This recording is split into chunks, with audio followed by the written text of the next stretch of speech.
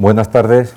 Lo primero es, naturalmente, agradecer a la Fundación Gustavo Bueno, muy especialmente a su director, Gustavo Bueno Sánchez, y a su secretario, Tomás García, que hayan pensado en mí como un ponente solvente para realizar una ceremonia que normalmente hacía nada menos que don Gustavo. Antes de venir hacia acá me dijeron, oh, te vas a meter en los zapatos de don Gustavo. Eso es imposible, ¿no? Por un lado, es una tremenda responsabilidad, pero por otro lado, como tengo la certeza de que es imposible igualar el magisterio de don Gustavo, pues ustedes sabrán establecer las pertinentes diferencias y comprender que llegar a esas alturas para un simple aprendiz como yo es completamente imposible, ¿no? Es totalmente imposible. La segunda dificultad añadida viene dada del hecho de que ya se ha dicho todo, prácticamente. Entonces resulta muy difícil encauzar el asunto sin repetir análisis que ya hayan sido dichos aquí. De manera que la perspectiva que voy a tomar, que no hay ninguna posibilidad de que haya sido expuesta antes, es una perspectiva biográfica, pero no biográfica en el sentido subjetivo, sino biográfica en un sentido que es completamente objetivo, porque tiene que ver con el modo en el que yo leí el papel de la filosofía del conjunto del saber, que no fue para mí una obra primaria de don Gustavo. Cuando yo abordé la lectura del papel de la filosofía del conjunto del saber, pues ya me había leído la teoría del cierre categorial, ya me había leído el mito de la cultura, me había leído el primer ensayo sobre las categorías de las ciencias políticas, había leído etnología y utopía, había leído el mito de la cultura, creo que ya lo he dicho, en fin, que ya tenía una formación, el animal divino, por supuesto, claro, sí, el animal divino, que había sido la primera obra de Bueno que yo estudié en profundidad y entonces, pues, eso hacía que estuviese de alguna manera sometido a un dialelo, porque miraba la parte desde el todo, ¿verdad?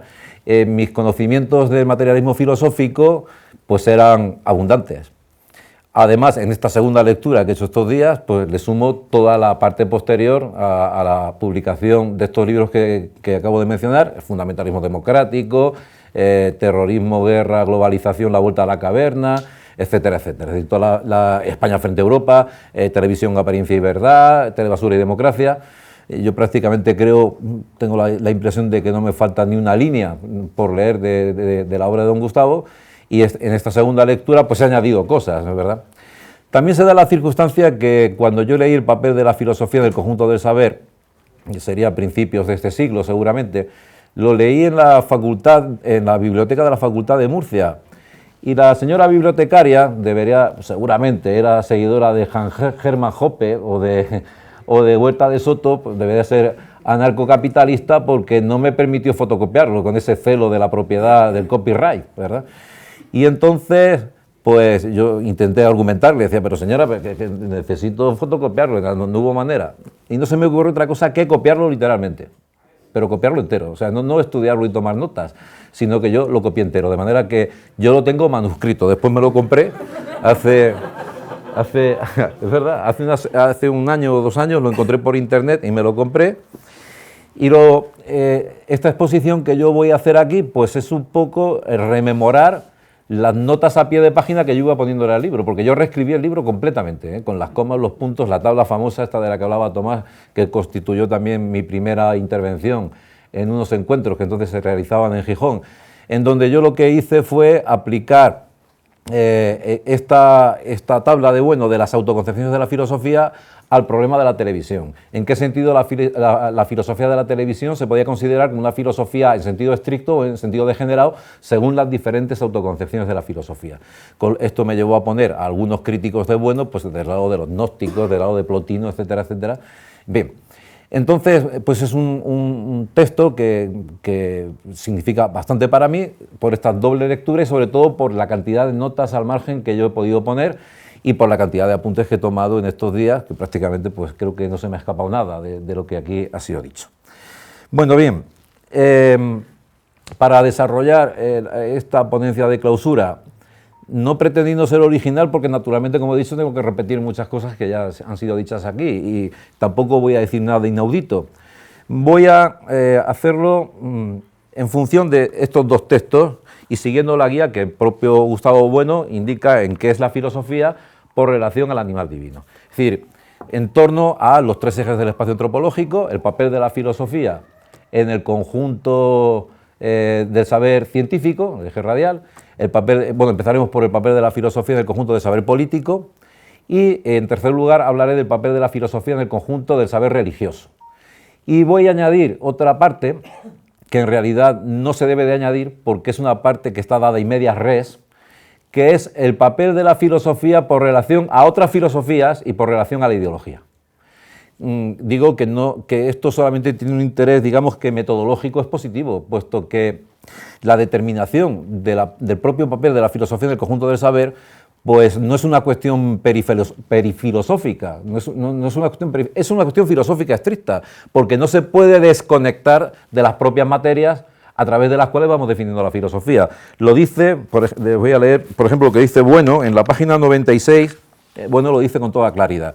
Dice, en todo caso, y cualquiera que sean las coordenadas desde las cuales se emprende el proyecto de determinar el papel de la filosofía en el conjunto del saber, no es tanto un proyecto que pueda considerarse movido por el interés específico, incluso gremial, perifilosófico, por la filosofía, sino que está movido por el mismo interés crítico que incita a la determinación de la naturaleza del saber en general, de los tipos del saber, de sus alcances respectivos, de sus eventuales conflictos y de sus límites.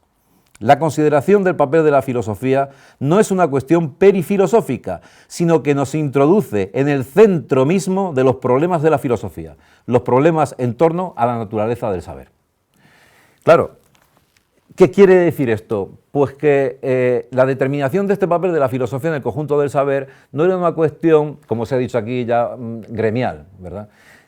Tampoco era una cuestión que tuviese que ver con lo que llamamos filosofía de la filosofía, ¿verdad? Perifilosofía, sino que estaba naturalmente relacionada con la materia misma, algo en lo que Bueno, con los extromas del mundo, algo en lo que Bueno hacía mucho hincapié, sobre todo en los últimos años, que la filosofía trata de la realidad, no trata de las teorías, o trata de las teorías en la medida en que las teorías se constituyen como teorías de las ideas, que a su vez proceden de conceptos, que a su vez van referidos a la realidad de los extromas del mundo. Y que la filosofía materialista, por tanto, no es una construcción de carácter literario, ni tampoco es una construcción de carácter estético, sino que básicamente es un modo de desenvolverse en la realidad, un mapa mundi que nos indica los caminos reales por los que nos encontramos con el problema de la verdad. Fundamentalmente es el compromiso de la filosofía con la verdad. Bueno, entonces pues vamos a comenzar por la determinación del papel de la filosofía en el conjunto del saber político, pero no solamente de este libro, sino añadiendo a este libro, pues fundamentalmente el primer ensayo sobre las categorías de las ciencias políticas y las cosas que allí dice Bueno en torno al saber político, pero además tenemos que añadir algunas publicaciones posteriores que estaban en mi propia biografía, estaban añadidas cuando yo estaba leyendo o releyendo en estos días este libro. En concreto, La vuelta a la caverna, El fundamentalismo democrático, El panfleto contra la democracia realmente existente, Zapatero y el pensamiento Alicia, El mito de la izquierda y El mito de la derecha. Es decir, estas obras estaban retumbando en mi cabeza a la hora de determinar esta lectura y la cuestión del papel de la filosofía en el conjunto del saber político. Bien, en principio la idea clave que ya ha sido mencionada aquí por Tomás y por Gustavo, en dos podríamos decir, esquemas diferentes, es la idea de que la filosofía va vinculada a lo que Bueno llamaba una organización social totalizadora.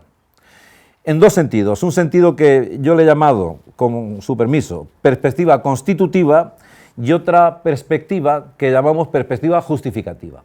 Desde el punto de vista de la perspectiva constitutiva, lo que Bueno indicaba es que la filosofía en sentido estricto solo es posible en la civilización. Es decir, y por tanto, la cuestión política va unida necesariamente a la cuestión filosófica. ¿Por qué? Pues porque en las fases previas de la civilización, las sociedades bárbaras, ahí no hablamos de ideas de filosofía, hablamos de conceptos que se dan a escala de una ciencia categorial, todo lo metaoperatorio que se quiera, que es la antropología y la etnología. Y ahí las culturas aparecen en un formato distributivo, es decir, en el sentido de la igualdad que Aristóteles llamaba aritmética, en el sentido de la cantidad discreta, de estas unidades que se caracterizan porque aparecen como entes megáricos unos separados de otros. Las culturas en su sentido antropológico, en su sentido etnológico, no producen filosofía en sentido estricto, sino lo que llamamos Weltanschauung, es decir, una concepción del mundo que permanece anclada y que tiene los límites de la propia cultura, que actúa como una membrana que marca los límites de esa concepción del mundo. En qué es la ciencia, Gustavo Bueno ha insistido en que la idea de mundo no es una idea que proceda de la observación del mundo, porque claro, semejante cosa es imposible, sino que la idea del mundo se construye en función del alcance de las operaciones que tenga una sociedad política determinada o una sociedad bárbara determinada. Él ponía, si lo recuerdan ustedes, el ejemplo del sapo que estaba en el pozo y que cuando por error el sacristán coge al sapo, al volver le dice, oye, que el mundo es mucho más grande, que termina en la tapia del convento, ¿verdad? Pero, por ejemplo, pues me estoy acordando ahora mismo de esta película de Los dioses deben de estar locos, que es una película sobre los bosquimanos, que es una botella de Coca-Cola, y cuando le ordenan al bosquimano que vaya a devolverle la botella de Coca-Cola a los dioses, tiene que ir al fin del mundo, y le dice el chamán, dice, bueno, creo que tardarás al menos 4 días en llegar al fin del mundo, ¿no? Caminando por el desierto.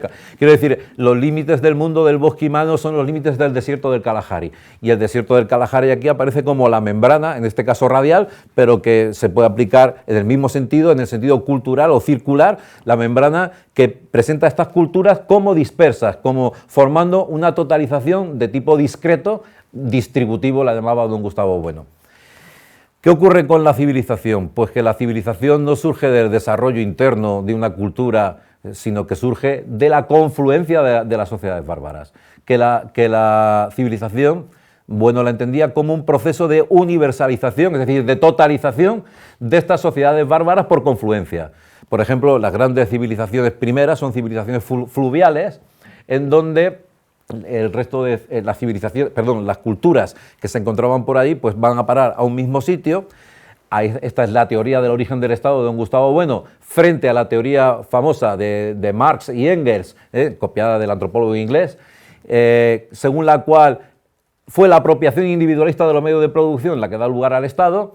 En la teoría de Bueno no es la apropiación individualista, sino más bien la apropiación grupal. El hecho de que unas etnias, unas culturas procedentes de determinados lugares confluyen en un mismo espacio geográfico y naturalmente, pues como decía Heráclito, guerra es el padre de todas las cosas. Es de la guerra de donde nace la civilización. Aunque el concepto de civilización, como ustedes saben, pues está repleto de referencias armonistas y espiritualistas. Dice que no es civilizado, que parece que dices la civilización y entonces estás hablando de un individuo que no ha roto un plato en su vida.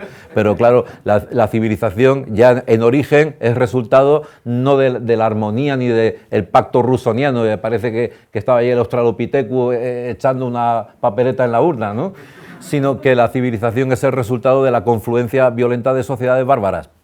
Bien, entonces, claro, la perspectiva totalizadora ya se da en este contexto, en el sentido que hemos llamado constitutivo. ¿Por qué? Pues porque ya no hay una cultura y otra, sino una única cultura que las engloba todas, que es capaz de incluir rasgos de las distintas culturas, pero también de desechar otros que no son compatibles con los rasgos de la cultura vencedora. Y este es el origen de la civilización. Y la filosofía aquí ya no es filosofía en sentido lato, como concepción del mundo, sino filosofía en sentido estricto, vinculada a la propia organización política. Y aquí vamos a la segunda parte, que fue la que admirablemente expuso Gustavo en la primera intervención que tuvo, que es la perspectiva que llamamos justificativa, en donde la filosofía va unida necesariamente a al propio sostenimiento de la institución del Estado, que es algo que no se produce inmediatamente, es algo que se produce más tarde. Don Gustavo lo dice de esta manera en ¿Qué es la filosofía? En la página 103 dice lo siguiente: nos parece que la forma política... perdón, esta no es la cita, me he ido a otro sitio, a ver si lo encuentro. Bueno, básicamente lo que dice don Gustavo es que la academia o el liceo no formaban parte de la propia estructura política del Estado griego en las fases primarias, que es con los imperios, esa es la cuestión, con los imperios, cuando la filosofía se hace necesaria como filosofía administrada, y que por tanto la filosofía administrada ya no va unida únicamente a la idea de Estado, sino fundamentalmente a la idea de imperio. Y esta filosofía administrada, en cuanto degenera, deja de ser filosofía para convertirse en nematología, es decir, en ideología al servicio de la ratio imperii. Una nematología que se puede ver pues, en la famosa filosofía escolástica, en cuanto una defensio fidei.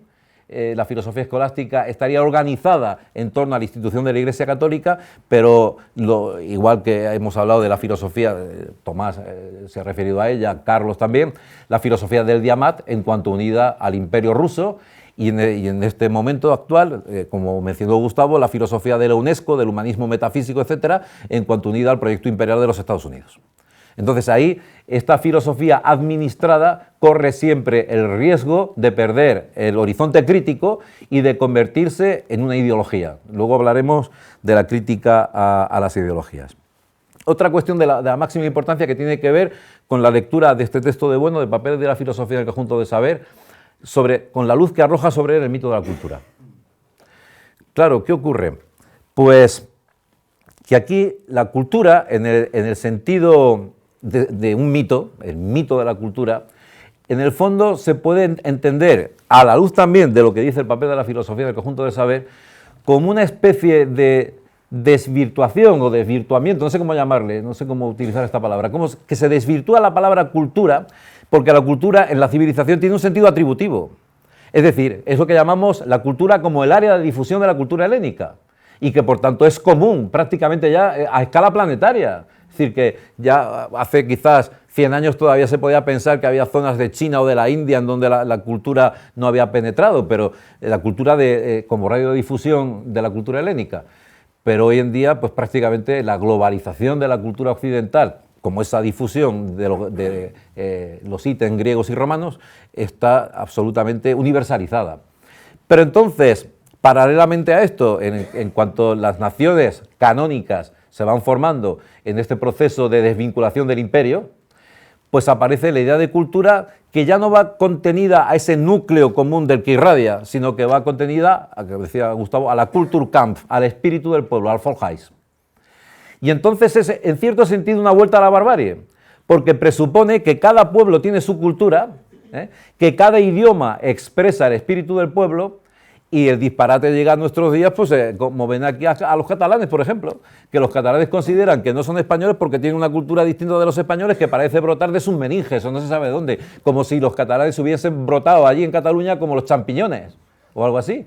Y entonces pues, esta tontería resulta que es la vuelta a un esquema distributivo, es decir, el destrozar una cultura que solamente tiene un sentido atributivo, porque está universalizada, una totalización, destrozarla hasta alcanzar unas partes átomas, indivisibles, porque se considera que la cultura del pueblo ya no se puede volver a dividir, que además permanecen como entes megáricos separadas de las demás.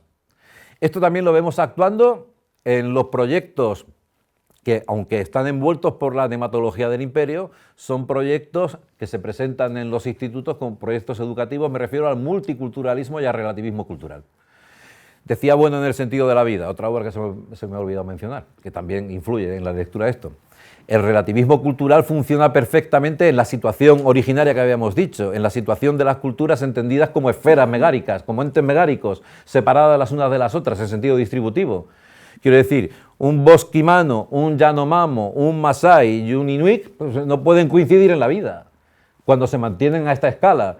Entonces, aquí la norma del relativismo cultural funciona perfectamente. Los inuit asesinan a la segunda hija, los otros no, estos beben sangre, los otros pues, hacen otras cosas, y entonces los rasgos culturales, sin perjuicio de que haya rasgos comunes, entendidos en esa perspectiva distributiva, derivados pues, de necesidades fisiológicas básicas como comer, la procreación, etcétera, puede haber rasgos comunes, aunque no siempre, ¿verdad?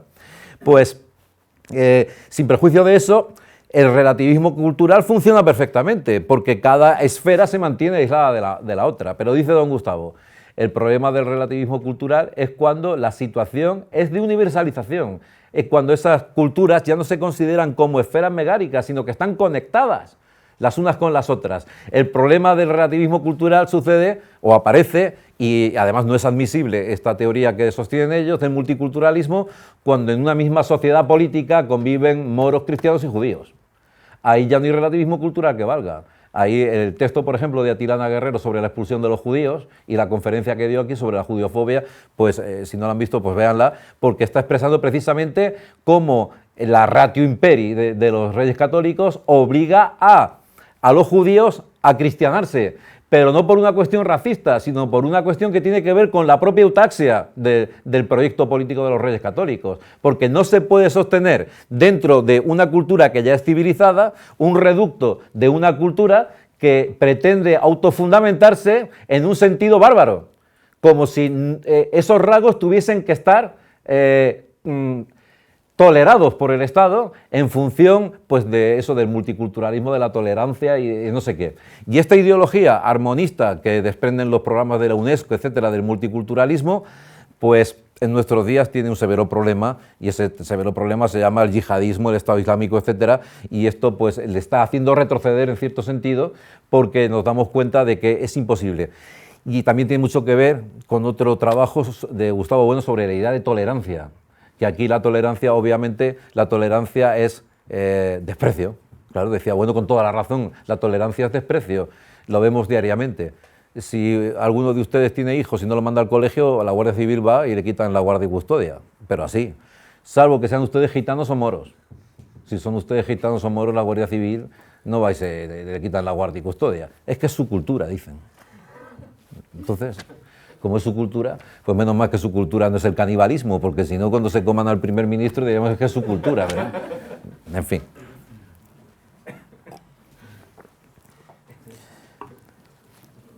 La propia idea de secularización, de la cultura como secularización de la gracia, elevante y santificante, pues se está repitiendo este esquema porque al fin y al cabo la gracia santificante y la gracia elevante es un don que se reparte distributivamente entre los individuos.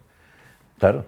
Ahora ya esa gracia santificante y esa gracia elevante ha sido sustituida por una cultura que también anda repartida distributivamente por todos los individuos con independencia de sus conocimientos, con independencia de sus habilidades, con independencia de lo que hagan, de exactamente igual. Es el mito de la cultura en sentido estricto, vamos, en sentido estrictísimo. Entonces cualquier analfabeto funcional entra a ver una exposición de Tapies, no entiende una mierda de lo que hay allí porque no hay nada que entender, pero por el mero hecho de haber ido a la... ¿Qué hay que entender de un cuadro de Tapies? Vamos, ustedes me dirán a mí, ¿qué hay que entender? Pues no hay que entender nada, pero por el mero hecho de asistir, pues ya se le ha derramado la gracia de la cultura encima suya.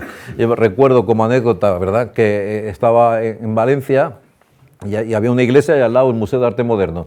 En la iglesia había 4 beatas, y en una cola del Museo de Arte Moderno, por eso digo lo de Tapies, había miles de personas para entrar a ver a Tapies. ¿Eh? Entonces el mito de la gracia y el mito de la cultura frente a frente, los dos ahí, ¿verdad? Y naturalmente pues el mito de la cultura tiene mucha más pregnancia y mucha más publicidad que el mito de la gracia. Bien, el segundo punto del papel de la filosofía en el conjunto del saber político es algo que, ahora sí se lo voy a leer, está expresado con toda claridad en la página 103 y que así, de principio, pues puede chocar un poquito porque, atención a lo que dice Bueno aquí, dice lo siguiente: nos parece que la forma política que hay que poner en la base de la conciencia filosófica es precisamente la forma democrática en su sentido estricto.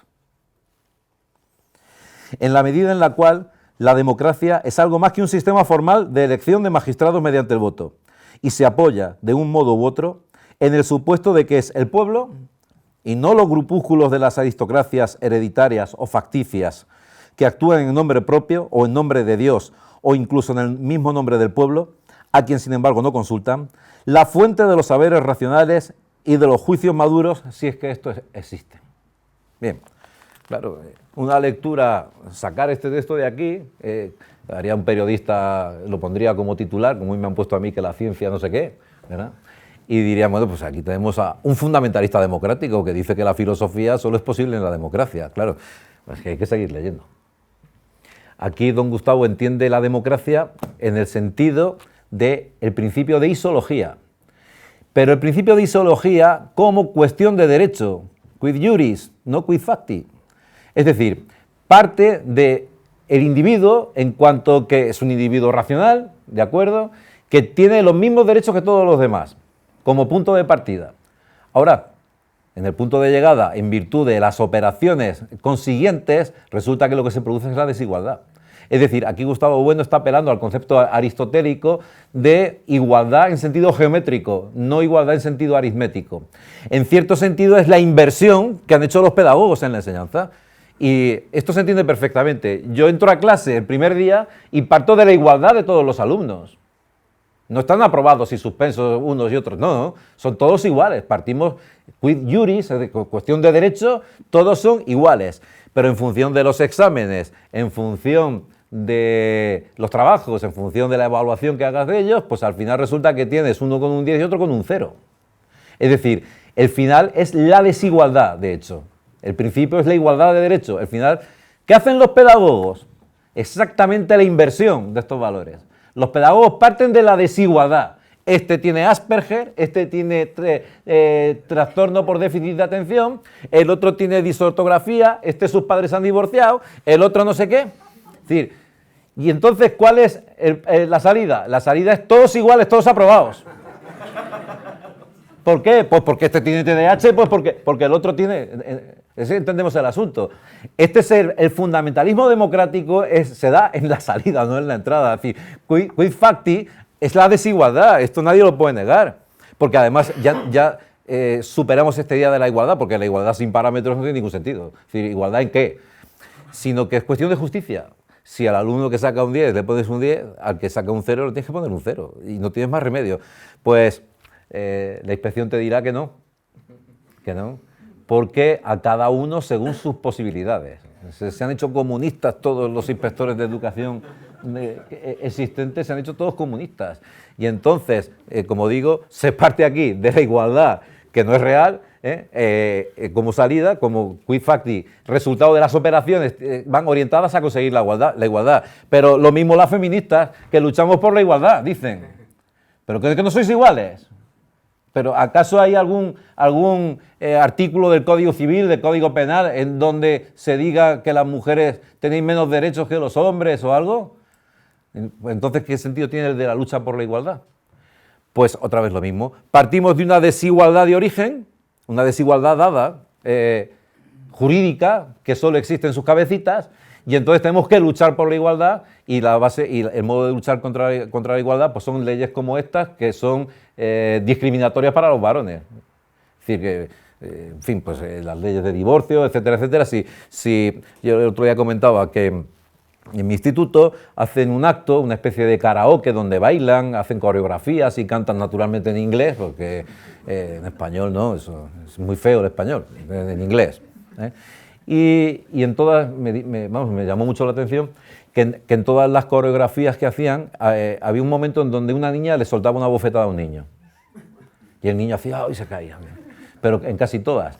Claro, yo llamé a los responsables y les dije, ¿qué pasaría si fuera al revés? Si en la coreografía el niño le da una bofetada a la niña y la niña se hace la muerta ahí, ¿qué pasaría?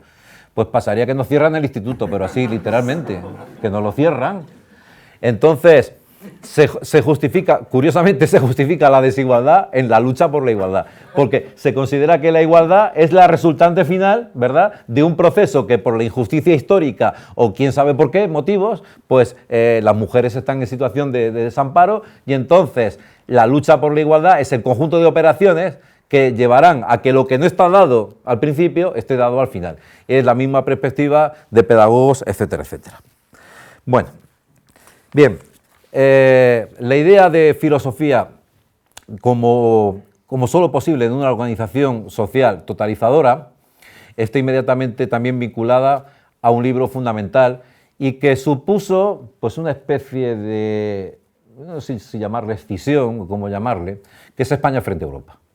Aquella tesis de don Gustavo sobre el Imperio Español, quizás por los prejuicios que hubiera o por los motivos que sean, provocó que algunos que han sido nombrados aquí, pues se desvincularon del materialismo filosófico, no pudiesen tragar esa tesis. Sin darse cuenta de que esa tesis, yo aquí apoyo la tesis de Luis Carlos, estoy completamente de acuerdo, la tesis del continuismo, esa tesis de España frente a Europa estaba ya prevista, estaba claramente aquí, en el papel de la filosofía en el conjunto del saber, porque si la filosofía solo es posible como una totalización, pues evidentemente, ¿qué mayor totalización que el propio Imperio Español? ¿Y cómo va a ser posible la universalización si no es por medio de un imperio? Esta es la cuestión. salvo que uno crea todavía en el dogma francés de hacer la Declaración Universal de los Derechos del Hombre y del Ciudadano, ¿verdad? Hacerla ahí y luego pues esperar que por un procedimiento mágico pues todos se adhieran, ¿verdad? Pero claro, aquí la clave es Napoleón, ¿verdad? Decimos, bueno, sí, muy bien. Liberté, égalité y fraternité, en palabras de Marx, artillería, caballería, infantería, claro. Ustedes dirán, es lo mismo que cuando se habla de los derechos humanos en la actualidad, como esta nematología en torno a la UNESCO, etcétera, que parece que se van a imponer por sí mismos. Hombre, se impondrán en cuanto que los gobiernos y los estados pertinentes lo suscriban, y ahí esa es su utilidad práctica, que lo puedan suscribir, pero mientras no lo suscriban, ¿cuál es la fuerza de obligar de la UNESCO? Es decir, ¿nos van a amenazar con qué? ¿Con conciertos pues es que no lo entiendo, ustedes me lo dirán. ¿Cuál es la fuerza de obligar que puede tener la UNESCO y sus mandatos, ¿verdad? O el Consejo de Europa y este tipo de instituciones nematológicas en torno a la famosa construcción europea, que otra vez he hecho la broma de que llevan construyendo Europa 80 años, a ver si terminan ya. Y nos dejan tranquilos con la construcción porque no hay manera, ¿verdad? Si fuera dije una vez, si esto fuera una empresa de construcción hay que demandarles porque construimos Europa. Bueno, a ver terminar ya de una puñetera vez, ¿verdad? Bueno, otra consecuencia que se deriva de aquí y que hizo referencia, creo, no sé si esta mañana si fue Carlos o fue Luis Carlos, no me acuerdo muy bien, la idea de que la filosofía no puede ser neutral. La idea de que, claro, ¿por qué? Carlos, la neutralidad de la filosofía es imposible. Primero por una cuestión interna, metodológica, porque las fases de la filosofía, pues en principio la fase apagógica, ¿verdad?, la fase de recolección de datos, la fase crítica de clasificación de esos mismos datos, pero luego hay que tomar partido, porque si no, entonces es que no es filosofía. Precisamente porque el hecho de que la filosofía brote en una organización social totalizadora hace que esa totalización impida, como decía antes el relativismo, impida hacer lo que hacen tantos profesores de filosofía, que dice Heidegger, dice Kant, dice Husserl, tal, y yo no digo nada, vosotros allá os compondréis. Que eso es lo que hacen la mayoría, ¿eh? Y entonces eso ya no le llamamos filosofía, eso es filología, que también lo comentaron esta mañana, creo que Luis Carlos. Entonces, la fase de tomar partido es completamente necesaria, salvo que queramos recaer en lo que esta mañana habló Carlos, implantación gnóstica de la conciencia filosófica, en cuanto que el filósofo aparece como un ser muy puro, como un ser que es muy tolerante, que tiene en cuenta todas las opiniones, que no se moja, porque eso implicaría, pues, de alguna manera renunciar a su propio oficio, y entonces este filósofo, bueno, pues yo recuerdo una vez en una mesa redonda que tuvimos en la Universidad de Murcia con un individuo, un profesor que se llama José Luis Villacañas, lo voy a decir, en donde estábamos hablando de la entrada de Turquía en la Comunidad Económica Europea, era el tema. Bueno, y entonces pues Villacañas empezó a hablar de Russell, de Husserl, yo qué sé, citó a 400, y yo que, de buena fe, no, yo no lo hice de buena fe, le dije, pero es que no sé lo que opinas tú, sé lo que han dicho los otros, pero tú en concreto, y entonces dijo que eso era intolerable, se levantó y se fue. Pues adiós. O sea, eso es la filosofía, dice uno, dice el otro. Bueno, en este caso casi mejor que no dijese lo que pensaba él. Dicho así. Bien. Siguiente tesis fundamental que tiene que ver con el papel de la filosofía en el conjunto del saber político. Y que también se olvida mucho. Y que, por cierto, no lo habéis mencionado ninguno. Es una cosa curiosa. Yo decía, a ver cuándo lo van a decir, pero no lo han dicho. La filosofía no es un saber radical. Esto es una tesis. Pues sí, Tomás lo dijo, es verdad. Sí, pero no profundizó. No profundizó. Ya, no es un saber radical. No, radical. Dice Gustavo Bueno, la filosofía. No es radical, pero es radical. Sí, radicado sí. En una organización, en la esfera de una organización social totalizadora. ¿No? Que no es un saber radical en el sentido siguiente. Yo recuerdo pues el librito de Agnes Heller, que ustedes habrán leído, Por una filosofía radical, en donde el filósofo pues aparece como un individuo que tiene un compromiso con sus ideas, ¿verdad? que tiene que ser extremadamente coherente, como si la coherencia fuese una virtud que une los pensamientos con las acciones, cuando la coherencia, decía don Gustavo, es una virtud lógica, es una virtud interna a las proposiciones, ¿verdad? Ahora hablaremos de esto cuando hablemos de la contradicción. La coherencia no es una virtud política, decía Bueno, con toda la razón. Cuando se dice, el otro día leí una entrevista y decía un chaval de Juventudes Socialistas, lo que más admiro de Pedro Sánchez es su coherencia. Coño, coherencia, vamos, si yo soy un machista soy coherente, si le arrego a la mujer con la sartén, estoy siendo perfectamente coherente, entonces la coherencia no es virtud política, ¿verdad? Ojalá que Zapatero hubiese sido completamente incoherente, ¿vale? Y hubiese hecho lo contrario de lo que prometía que iba a hacer, ¿no? Entonces la coherencia no es virtud política, pero es que la filosofía no es un saber radical. Bueno, habla ahí de dos ejemplos, el de Descartes y su moral provisional y el de Hume, ¿eh? Hume dice en un texto, no recuerdo ahora exactamente la fuente. Bueno, la fuente, yo lo he recogido este texto no directamente de Hume, sino de Balmes. De Balmes. Decía Hume, yo juego a las cartas. Dice, ¿cómo? Me voy con mis amigos de farra. Dice, cuando entro a mi casa y leo las cosas que he escrito, digo, ¿cómo es posible? Esto no tiene sentido ninguno. Quiero decir, su filosofía está completamente desconectada de la realidad. Algunos lo utilizan eso en contra de Hume, o Descartes con su moral provisional. Recordarán cuando Descartes llega a la epogé, la famosa epogé, la suspensión transitoria del conocimiento y del juicio sobre todas las cosas, dice aquello de cerraré los ojos, me taparé los oídos, apartaré de mi mente todo pensamiento de las cosas corpóreas. Claro, lo que hace normalmente uno para ir a dormir. Pero Descartes, en vez de dormirse, descubrió el cogito ergo sum. No sé de qué manera le vino aquello a la cabeza, pero en fin. Entonces dice, pero antes de que encuentre el criterio de verdad, porque él lo supedita todo a un criterio de verdad, ¿cómo voy a saber si una cosa es falsa o verdadera? Dice Descartes, si no tengo un criterio de verdad. Idealismo puro, claro. ¿Cómo lo voy a saber? Pues mientras tanto tengo que tener un criterio para moverme en el mundo, y ese criterio para moverme en el mundo es la moral provisional. Es decir, viene un carruaje, yo dudo de la existencia del carruaje, pero por si acaso me aparto, no va a ser que exista, ¿verdad? Entonces me aparto. Y algunos, decía Bueno en el papel de la filosofía en el conjunto del saber, algunos consideran que esto como es una fase previa del pensamiento cartesiano, que esto es una cosa que no tiene importancia. Sin embargo, don Gustavo le da mucha importancia, porque lo que está ahí haciendo Descartes es demostrar que la filosofía no es un saber radical. Es decir, lo explico de una manera muy sencilla, yo en mi filosofía puedo hacer la cruzada antitabaco y luego fumarme un cigarro en la puerta. Y dirán, oiga, pero eso es incoherente. Pues hombre, tú haz lo que yo digo, no lo que yo hago. Esta es la cuestión, es decir, la filosofía no es un saber radical. Esa supuesta radicalidad de la filosofía, yo creo, bueno, y creo con Bueno, que es un residuo clerical de las cosas que han quedado, de el predicar con el ejemplo, ¿verdad? Pero la filosofía no tiene por qué. Esta es la cuestión. La filosofía no es un saber radical, esto lo indica Bueno con toda claridad, el papel de la filosofía en el conjunto del saber, pero también en otros escritos. La filosofía no es radical como la geometría no es radical. Esta es la cuestión. En el sentido en el que, pues tú sabes que la distancia más corta entre dos puntos en la geometría euclídea es una línea recta, pero eso no te obliga a ir trazando líneas rectas en el suelo para caminar.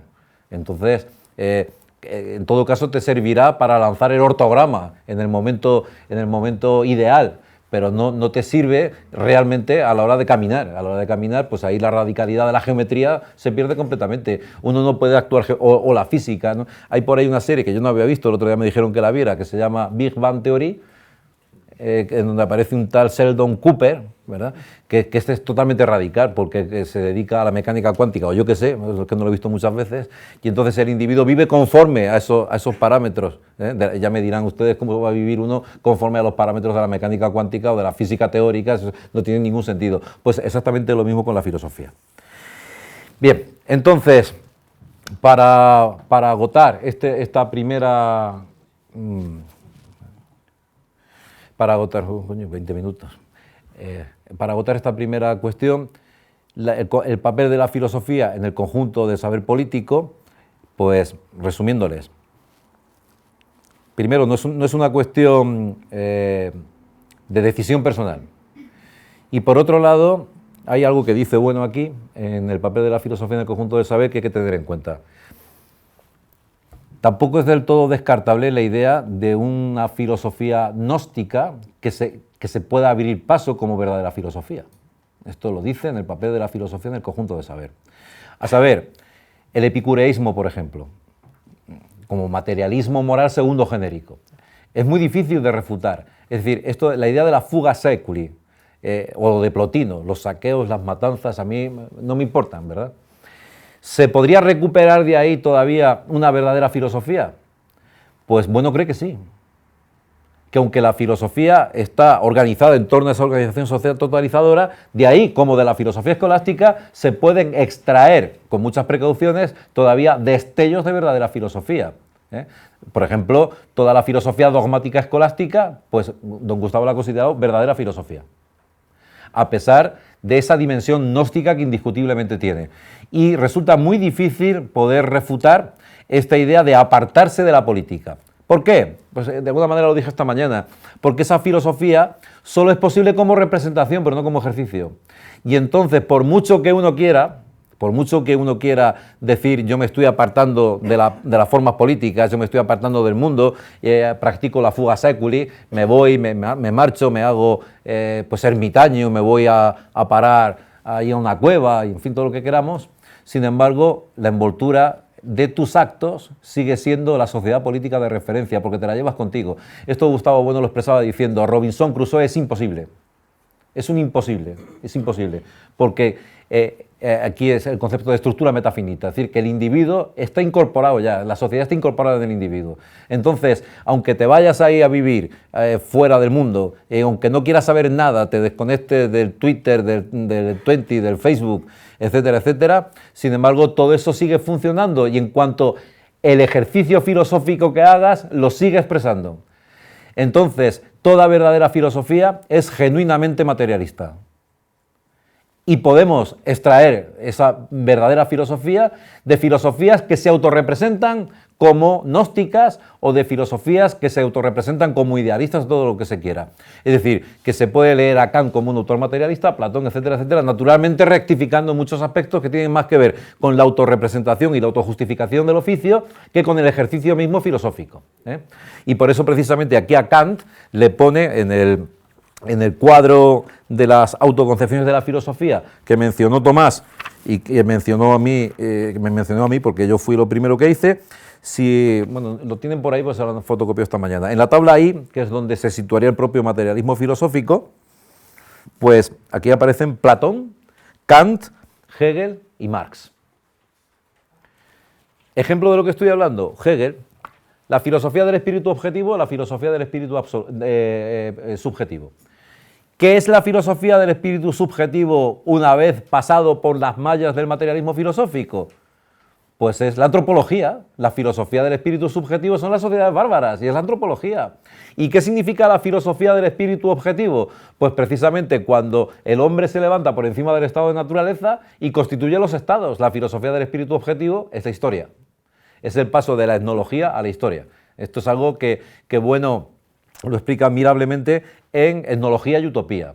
Cómo precisamente este espíritu hegeliano que sopla como dialéctica de la conciencia, que no necesariamente ha de ser interpretado en clave materialista como dialéctica de los modos de producción, sino que hay que interpretarlo también como este mismo proceso de universalización de la barbarie que acontece en el inicio de la civilización. Entonces, estas divisiones de filosofía idealista, filosofía materialista, pues en el fondo, a mi juicio, dan exactamente igual. Es decir, que cuando alguien dice, no, pero yo soy un filósofo idealista, pues muy bien, pero exactamente lo que dices, ¿qué es? Es decir, lo importante son los contenidos. Digo esto porque algunos, que incluso han pasado por aquí en alguna ocasión, pues hacen eso les importa mucho, han caído en el idealismo, recae en el idealismo, el otro. Lo que importa son las cosas mismas, lo que importa es lo que estás diciendo, yo ya sabré traducirlo, si es que tengo que traducirlo. ¿Por qué? Pues porque la filosofía idealista es imposible, porque el formalismo es imposible, porque es creer en formas separadas, y eso es imposible. Las formas separadas son hierros de madera, que decía don Gustavo, hierros de madera. Entonces, una filosofía de los hierros de madera es imposible. O una ciencia o una técnica de los hierros de madera. Es que es imposible. Y entonces las matemáticas, la física, la biología, la geología son en su ejercicio materialistas. Otra cosa es cómo luego se lo representen ellos, pero eso no importa. Lo que importa es el ejercicio. Y la filosofía pues exactamente igual, porque la filosofía, como ya se ha dicho aquí 100 veces, es un saber de segundo grado que carece de fuentes propias, que las ideas filosóficas brotan de los conceptos, que son conceptos de primer grado, que están dados en las ciencias. Entonces la filosofía pues o es materialista o no es filosofía. Entonces, si no es verdadera filosofía, será ideología, será otra cosa, pero la verdadera filosofía, aunque se autoconciba como idealista, la filosofía es materialista siempre. No existen las formas separadas, no existen las ciencias formales. ¿Qué es eso de las ciencias formales? ¿A qué llamaba don Gustavo formas? La forma, a mí me lo explico muchas veces, la forma es el modo de conexión de las partes materiales. Aquí no hay ningún misterio. Es decir, si yo pongo 3 puntos, no tengo pizarra, en clase lo explico, si pongo 3 puntos y los uno por una recta, la forma es la recta, pero si los pongo a distintas alturas tengo un triángulo rectángulo. Es una forma previa que estaba en mi mente que yo he aplicado a los 3 puntos, ¿no? Es el modo de conexión de las partes. O igual que la doctrina del espacio antropológico, que muchos la confunden, como si fuese un artefacto lógico que está dado en la mente de don Gustavo y luego lo aplica teoreticistamente, ¿verdad? El espacio antropológico lo aplica y empieza a clasificar y dice esto es radial, esto es angular, esto es circular. No, es que el espacio no se da a priori. No es un espacio mental o psicológico o formal que luego sirva como una retícula que aplicamos a la experiencia, que esto es lo que Kant pensaba de las categorías. Es decir, Kant pensaba que las categorías venían de las clases de los juicios, de la cantidad, de la cualidad, de la relación y del modo, ¿verdad? Y que esas categorías las aplicaba a la experiencia y se aparecía la ciencia natural. Como categorías a priori, decía Kant, del entendimiento, la razón pura, pero vete a saber tú lo de la razón pura, ¿verdad? ¿Qué es eso? Porque no hay razón pura ni hay categorías puras del entendimiento. Las categorías se producen en el propio entretejimiento de las actividades operatorias de los sujetos. Es decir, pues que no hay categorías a priori, que esas categorías en todo caso serán a posteriori. ¿Esto qué quiere decir? Pues que, por ejemplo, la doctrina del espacio antropológico está delimitada por las operaciones mismas, por las cosas mismas. Es decir, ese espacio se va generando en cuanto que es capaz de recortarse sobre un fondo no analizado. Somos capaces de recortar las relaciones entre sujetos y objetos, espacio radial, OSO, relaciones entre sujetos entre sí, S1, S2, S3, Sn, ¿verdad? O sujetos con seres dotados de inteligencia y voluntad, pero no humanos, de los que hablaré en la tercera parte al hablar del problema de la religión, que son los númenes, seres dotados de inteligencia y voluntad, pero no humanos, pero que nos envuelven con sus operaciones en determinadas circunstancias. Cuestión que tampoco terminan de aclararse algunos con este asunto, ¿verdad? Y vamos también a entrar en este asunto cuando hablemos de la religión. Pero esta idea, por ejemplo, de introducir componentes mitológicos en el núcleo de la religión para que pueda haber religión, que es la tesis que sostuvo en su momento David Álvar González, pues no tenía en cuenta que semejante tesis, a mi juicio, destruía completamente la parte nosiológica del animal divino. Porque el fulcro de verdad que cabe atribuir a las religiones lo convertía en una cuestión psicológica. Naturalmente, esa discusión está ahí en el Catoblepas para que ustedes la puedan ver, el que tenga interés, pero claro, esa era una consecuencia que él no quería sacar, pero que él no la quisiera sacar no quiere decir que no se siga.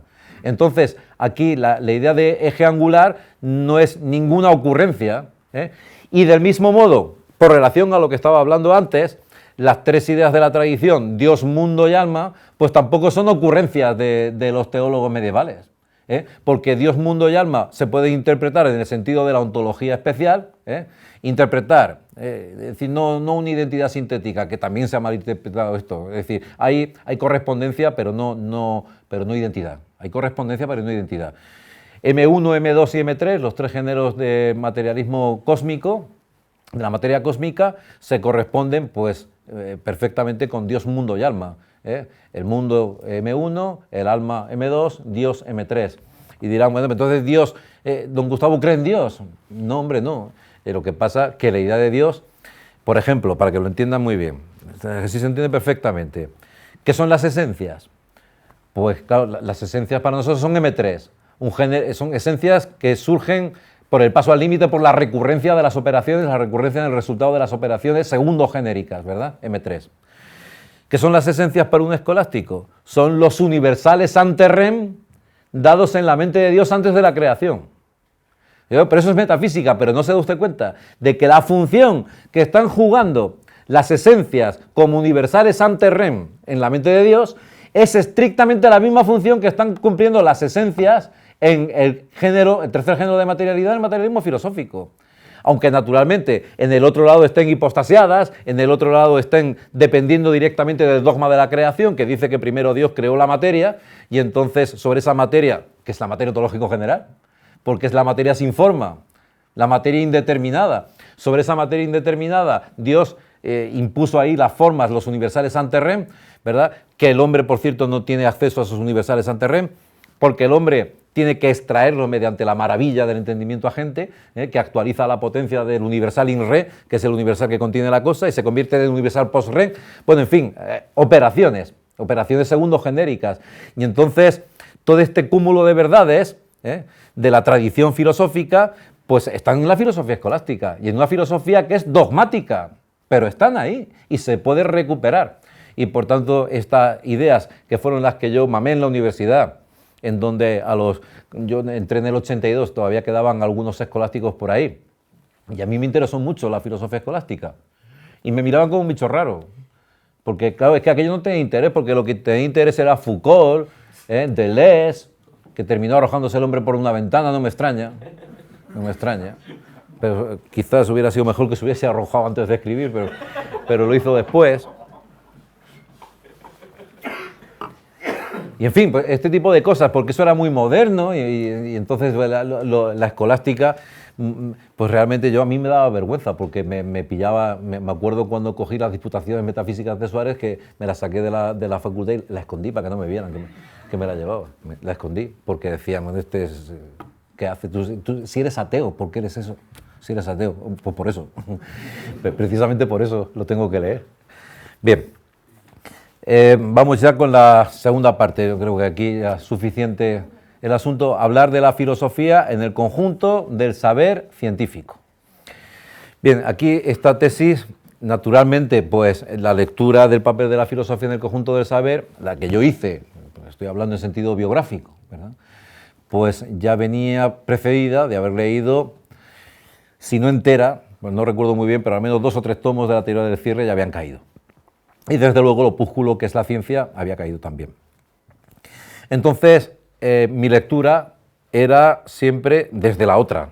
Estaba leyendo y yo encontré en el papel de la filosofía del conjunto del saber, cosa que ha dicho Carlos esta mañana, pero también Tomás, pues encontré el embrión de la teoría del cierre categorial. Ahora sí me voy a referir a cosas que especialmente Tomás se refirió. Por ejemplo, otra vez la idea de totalización. Dice, bueno, que hay 2 tipos de totalizaciones, dice, según 2 criterios. El primer criterio es el criterio de distinción basado en la relación entre las partes y el todo, que es el criterio formal.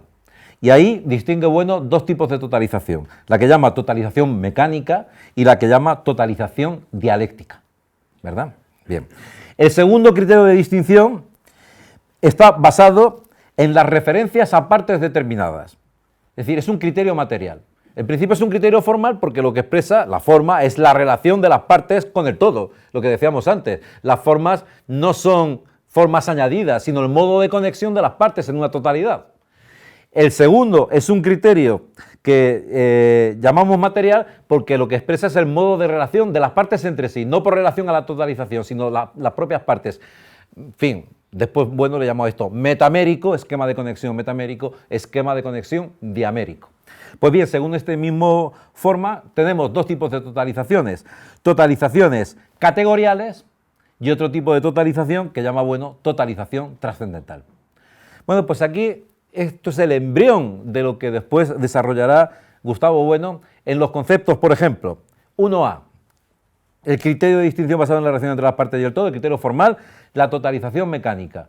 Es los cierres tecnológicos, los cierres fenoménicos, los propios de metodologías que son beta operatorias, pero que pueden, en su límite, convertirse en ciencias alfa operatorias. fundamentalmente cuando se elimina la teleología, el sentido finalístico de esas operaciones, y cuando el sujeto operatorio, esas operaciones quedan en un proceso de paso al límite, quedan neutralizadas en las verdades como identidades sintéticas. De manera que aquí, en el concepto de totalización mecánica, está ya in nuce, está condensado lo que después Gustavo Bueno tratará en la teoría del cierre categorial como cierres fenoménicos, incluso un antecedente de los cierres categoriales. Está ahí ya previsto en el papel de la filosofía del conjunto del saber, cuando todavía no había desplegado la teoría del cierre categorial. Igual que está previsto ahí la diferencia entre tratamientos metaméricos y diaméricos, pues, perfectamente. En cuanto a la totalización trascendental, claro, ahí es la imposibilidad del cierre en la totalización trascendental. Ahí no puede haber cierre. ¿Por qué? Porque en la totalización trascendental, y esto también lo dice aquí, existe un regresus al que no llegamos a un límite. El límite hay que ponerlo, y hay que ponerlo deteniendo el proceso, que es la materia ontológico general, el límite de regresus desde la materia cósmica. Hay que decir, aquí no hay límite. La característica fundamental de este regresus, ahora lo explicaré también con ejemplos para que ustedes lo entiendan bien, es que a donde llegas, que se ha producido por una metábasis, ya no puedes regresar. Es decir, llegas a un concepto límite del que es imposible regresar. Es decir, de la materia trascendental no se puede deducir el mundo. No se puede, porque es el concepto límite. Ejemplos en la historia de la filosofía también. Por ejemplo, en la historia de la filosofía dogmática o escolástica, que es la que estoy tomando ahí como ejemplo para que vean cómo se pueden ir entresacando estas verdades que están dadas ahí. Las 5 vías de Santo Tomás. Las 5 vías de Santo Tomás son 5 metábasis. Es decir, Santo Tomás comienza en la primera vía diciendo todo lo que se mueve es movido por otro, para llegar al existente, si se mueve por otro a su vez tiene que estar en movimiento, por tanto tiene que haber un primer motor, dice, primer motor inmóvil, que mueve a los demás sin moverse él.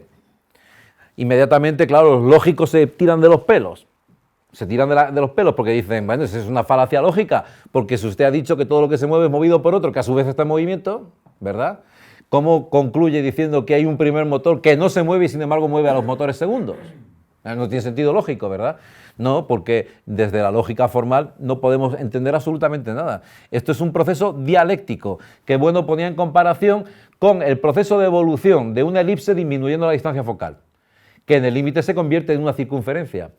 Es decir, que la circunferencia, si vamos haciendo un proceso de circunferencias disminuyendo la distancia focal, pues en el límite es una, de elipses, perdón, en el límite es una circunferencia. Ahora bien, como el objetivo de una cámara de fotos, lo vas abriendo y abriendo y abriendo, en el límite es una circunferencia, ya no lo puedes abrir más.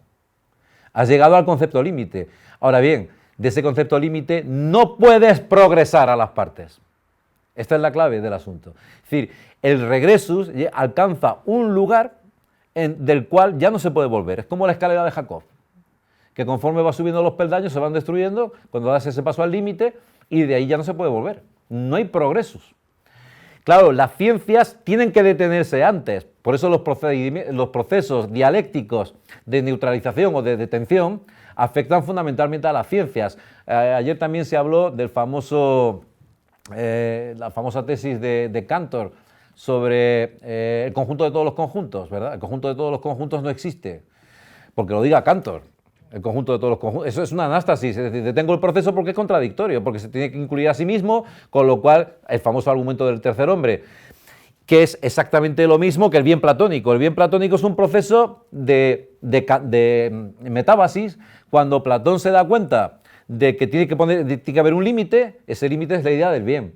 Pero cuando le pregunta a Glaucón qué es el bien, dice, amigo, ¿acaso Dios, dice, acaso los dioses sabrán lo que es el bien? Porque nosotros solamente nos podemos aproximar mediante mitos. El mito de la línea, el mito de la caverna y el mito de la línea de la caverna y el del sol. El mito del sol y el de la línea del libro sexto y el mito de la caverna del libro séptimo. Es decir, el bien actúa como una metábasis, pero del bien no se pueden deducir el resto de las ideas. Ahí dice Platón en el libro séptimo que las ideas se alumbran por el bien, pero claro, esto es totalmente indefinido. Es exactamente igual que indefinido es preguntarle a Santo Tomás cómo puede el primer motor mover al segundo siendo inmóvil. Claro, aquí el progresus y yo creo que aunque esto es una tesis que hay que profundizar y que estudiar más, que aquí el progreso solo es posible al modo dogmático, que es aquí donde entra la dogmática. Es decir, estos vacíos que quedan se rellenan con la dogmática. Y por eso Santo Tomás, seguramente, dándose cuenta del asunto, antes de morir dijo que aquello que él había escrito, que no valía nada, que lo importante era la fe, dijo. Claro, porque se dio cuenta perfectamente de lo que don Gustavo dice en Dios salve a la razón, de que esa racionalidad dogmática, bueno, de esto voy a hablar después, me estoy adelantando, pero vamos, que básicamente que la religión es una cosa completamente distinta de la teología. Y hasta el punto de que podríamos decir que la teología es la fase previa al ateísmo y por tanto es la negación de la religión. Lo digo porque esta mañana aquí también, y ayer habló Luis Carlos de la sebella, pero la sebella es una cuestión que no se dice de la teología, se dice de la religión, es una cosa completamente diferente. Bueno, pues en la segunda forma, en el segundo criterio de distinción, basado en las referencias a partes determinadas, el criterio material, bueno, aquí ya vemos totalización categorial, totalización trascendental. ¿Qué más quieren ustedes? La totalización categorial pues está en la base del mismo concepto de cierre categorial. Lo único que añade añade la idea del cierre operatorio, de que unas operaciones hechas con unos términos pertenecientes a una categoría producen nuevos términos de la misma categoría que no desbordan esa categoría, y esa es una totalización categorial, aquí en el papel de la filosofía en el conjunto de saber. Por tanto, ahí la teoría del cierre categorial está ahí, claramente. En cuanto a la totalización trascendental, pues es la que corresponde al tipo de totalización que suponen las ideas en cuanto a qué totalizaciones de conceptos. Quiero decir, vamos a ver, si yo le pregunto a un químico que es el peróxido de hidrógeno, pues me contesta en calidad de químico, está hablando de... Pero si le pregunto qué es la química, pues está desbordando su campo. O si le pregunto qué es la causalidad, es decir, que la trascendentalidad aquí es una trascendentalidad inmanente. No trascendental en el sentido que le dio Kant, ¿verdad? El sentido que procede de la tradición alemana, según que lo trascendental es lo que está fuera del mundo, pero es que el mundo no es una categoría. Esta es la cuestión. Entonces, la trascendentalidad, cuando se habla, por ejemplo, en el sentido de la vida, el materialismo formalista o materialismo trascendental. La trascendentalidad de las normas morales no se refiere a que estén escritas en un mundo uránico o que estén escritas in hilo tempore o en la mente o en la conciencia. No. La trascendentalidad es una trascendentalidad inmanente y no hay ninguna contradicción. ¿Qué quiere decir trascendentalidad inmanente? Es trascendental lo que desborda cada una de las categorías, pero las desborda porque están todas ellas. No porque esté por encima de ellas, sino porque se encuentra en cada una de ellas. Y esta es la propia clave del quehacer filosófico, la explorar, y la propia clave que explica por qué Platón había puesto aquello de nadie entre aquí sin saber geometría, y muchas veces Gustavo Bueno también dijo que a lo mejor, aunque no del todo, lo decía con la boca pequeña, pero que a lo mejor para estudiar filosofía era mucho mejor estudiar física, química, matemáticas que estudiar latín y griego. Aunque latín y griego, yo les aconsejo también que si quieren estudiar filosofía, estudien latín y griego también. Pero, claro, una necesaria formación científica pues, es fundamental para filosofar, porque si no es que no se puede, porque tienes que explorar cada uno de esos conceptos tal y como están dados en las diferentes categorías, porque si no la filosofía se convierte pues, en eso, en una especie de ocurrencias en torno a las ideas, pero claro, y que es el propio proceso de esta totalización trascendental, es el estudio, el rastreo en la fase apagógica de cada uno de estos conceptos tal y como están en cada una de las categorías que son científicas, o, ya sea en el sentido alfa o beta operatorio, categorías que están dadas a escala tecnológica, histórica, política, sociológica, antropológica, etcétera, etcétera. Y esto es lo que hizo Bueno en cada uno de sus libros. Todos los libros son iguales. Yo no sé la hipótesis de la ruptura de dónde sale, porque daba exactamente igual que hablase de la televisión, que hablase de la democracia, que hablase de España, que hablase de la ciencia o que hablase del Sun Corda. Era siempre lo mismo. Uno leía el índice y era una cosa conocida, es decir, ya sabías por dónde iba a ir, primero conceptos tales, todas las fases del método filosófico estaban ahí. Yo recuerdo la primera vez, el primer libro que cayó en mi mano, que fue El animal divino, cuando leí el índice me dio un pavor, dije, coño, ¿y esto qué es? Claro, yo me imaginaba ahí, pues yo había leído libritos de Sada o de Sabater, pues hay ocurrencias de la religión, parte noseológica, ¿verdad? Curso, cuerpo... y dije, la hostia. Y recuerdo que comencé a leer debajo de un ficus que había, que por cierto una semana después se cayó una rama del ficus y mató a una señora. Que tuve suerte, ¿verdad? Me puse a leer aquello de verdadera filosofía, filosofía verdadera, ¿verdad? Y aquello fue pues como la caída del caballo de San Pablo, vamos. Fue como si me dieran una hostia. Y dije, espabila, espabila, ¿no? Y me puse a leer, bueno, hasta hoy. No ha habido variación al respecto. Bien, entonces, en la parte del papel de la filosofía, del conjunto de las ciencias, esta mañana hizo referencia a Carlos al proyecto de una noetología, que es la siguiente fase en la que entramos ahora. Creo que muy bien de tiempo. Bueno. La noetología, la lógica material. Don Gustavo la planteó como algo que mediaba, pues, por ejemplo, entre la geometría y la física, ¿verdad? O entre la lógica y la psicología, un estado intermedio. Y que dio mucho que hablar. Yo recuerdo en el Congreso de Murcia, ya que estoy en la perspectiva biográfica, pues lo voy a decir, en el Congreso de Murcia, pues a algunos de los que fueron al Congreso que se quejaban amargamente, pero amargamente, de que don Gustavo se dedicase a estas tonterías, literalmente, de España, y haya abandonado el proyecto de una noetología. Me acuerdo que estábamos comiendo con Patricio Peñalver, se lo comenté a Bueno, me han dicho esto, no, esta vez no voy a decir quién fue quien me lo dijo, me han dicho esto, y dijo, bueno, pero si la noetología ya está, claro, ya estaba, lo he dicho esta mañana a Carlos, en las figuras de la dialéctica, ¿qué son? ¿Qué son las figuras de la, ese texto de las figuras de la dialéctica son el ensayo de la noetología. Es decir, cuando dice procesos de convergencia, procesos de divergencia, que son comunes a las ciencias y a la filosofía. Yo antes he hablado de la metábasis, y el ejemplo que pone está tomado de la geometría, está utilizando elipses, pero yo he puesto a continuación el ejemplo de las 5 vías tomistas. Entonces, ¿qué es el artículo, las figuras de la dialéctica? Sino la continuación del ensayo de noetología. Eso es la noetología. Les recuerdo a ustedes, él decía procesos, porque eso no está aquí, está aquí pero solo embastado en el proyecto de la noetología. Procesos de convergencia, procesos de divergencia, en regresus y en progresus salen 4 figuras que son la catástasis, la catábasis, en cuanto a procesos de convergencia, y la anástasis y la metábasis en cuanto a procesos de divergencia. Pues esto es la racionalidad noetológica, pero no solamente está ahí. Está ejercitado en la propia teoría del cierre categorial. Ahí está el propio proyecto de la noetología. ¿Por qué ese interés por la noetología implicaba el desinterés por España? Esta es la cuestión. Esta es una pregunta, y por qué además el hecho de que don Gustavo, por ejemplo, abandonase el proyecto de la noetología, que ya digo, no lo abandonó porque estaba ahí, y se dedicase a hablar de España frente a Europa o de España no es un mito, etcétera, etcétera. ¿Por qué eso suponía una segunda navegación de don Gustavo Bueno? ¿Por qué? ¿Que no han leído los libros? Si es lo mismo, pero si es exactamente lo mismo. ¿Acaso uno cuando lee España frente a Europa no es exactamente lo mismo? Pues yo no tengo la sensación de que haya una segunda manera, una segunda navegación o un segundo modo de abordar los mismos asuntos. Son estrictamente los mismos métodos, la misma forma de tratarlo, es exactamente igual. Entonces, ¿por qué venía esto? Pues aquí está el asunto.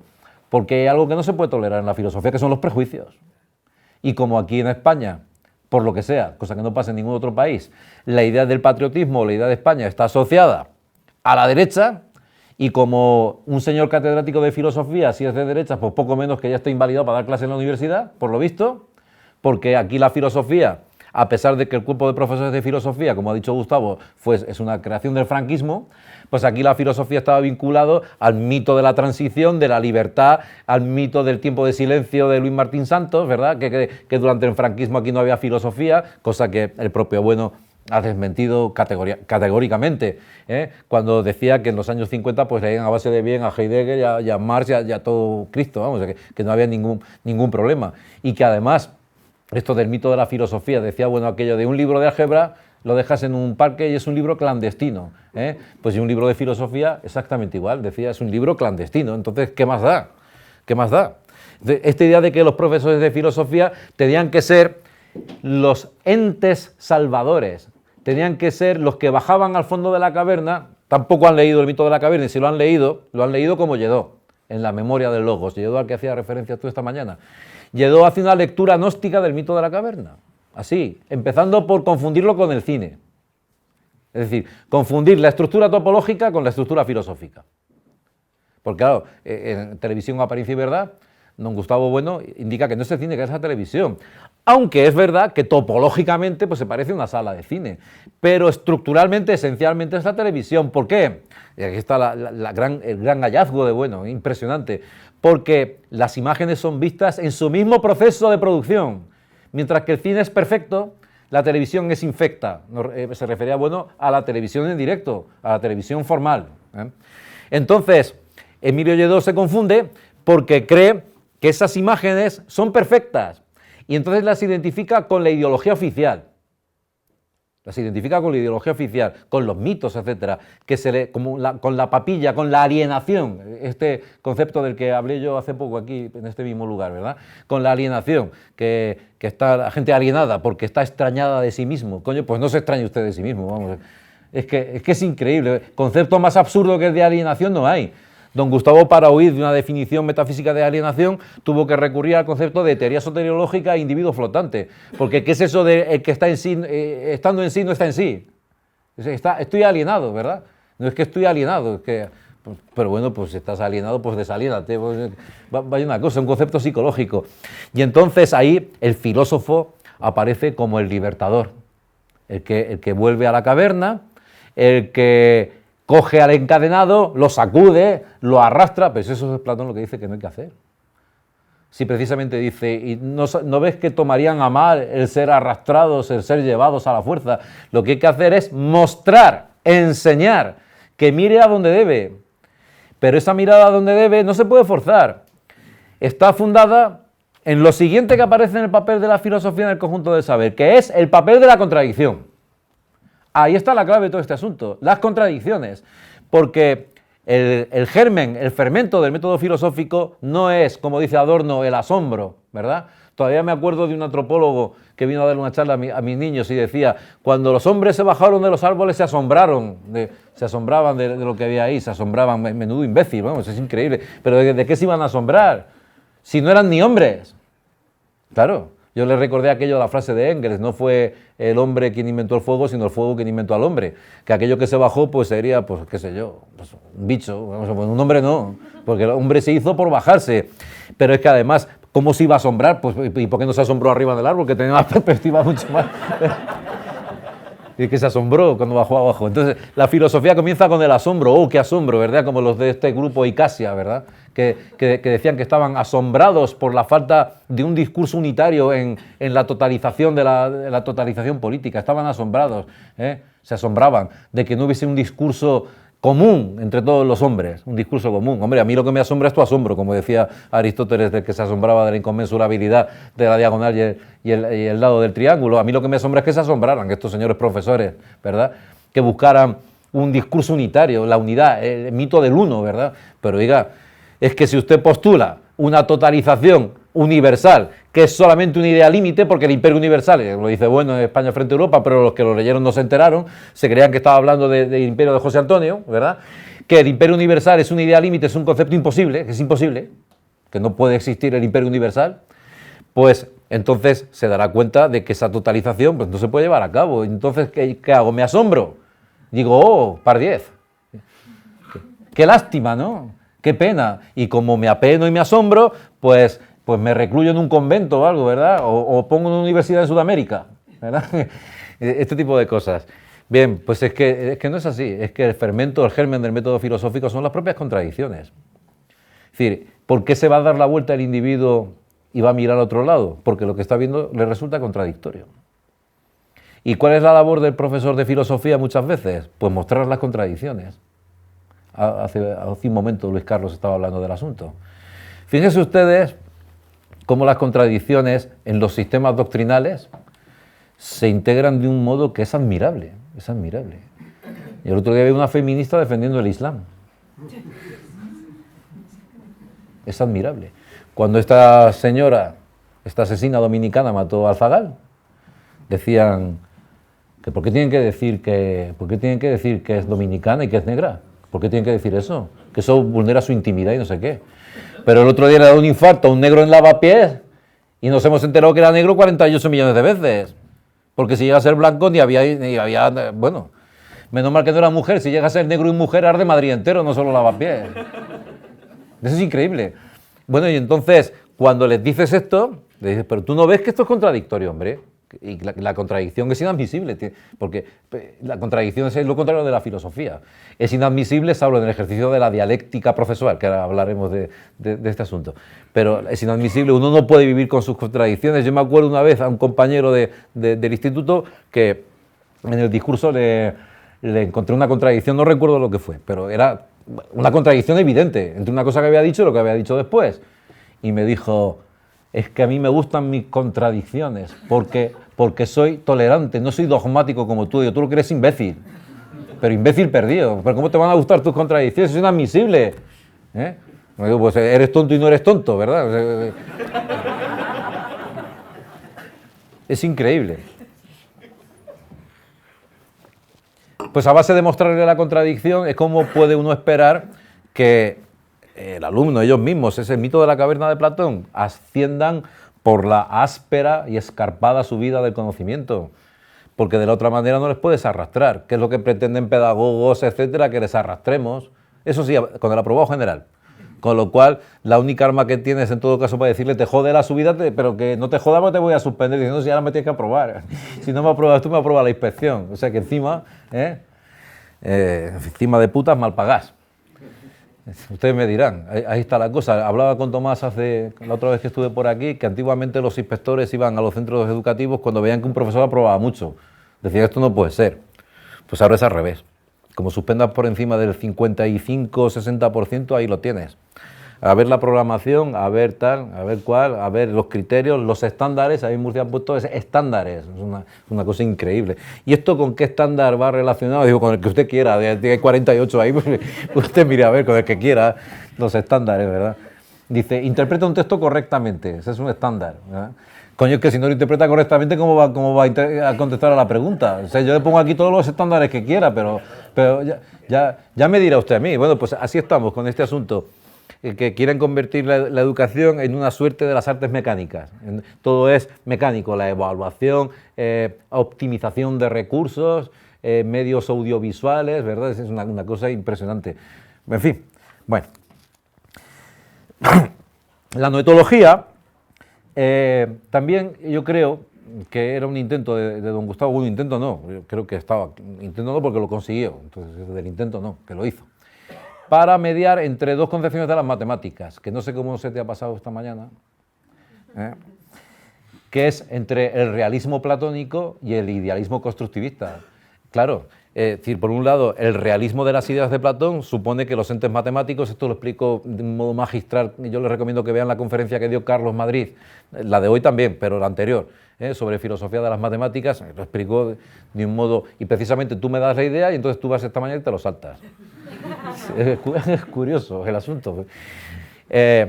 Claro, ¿qué son los entes matemáticos? ¿Existen realmente?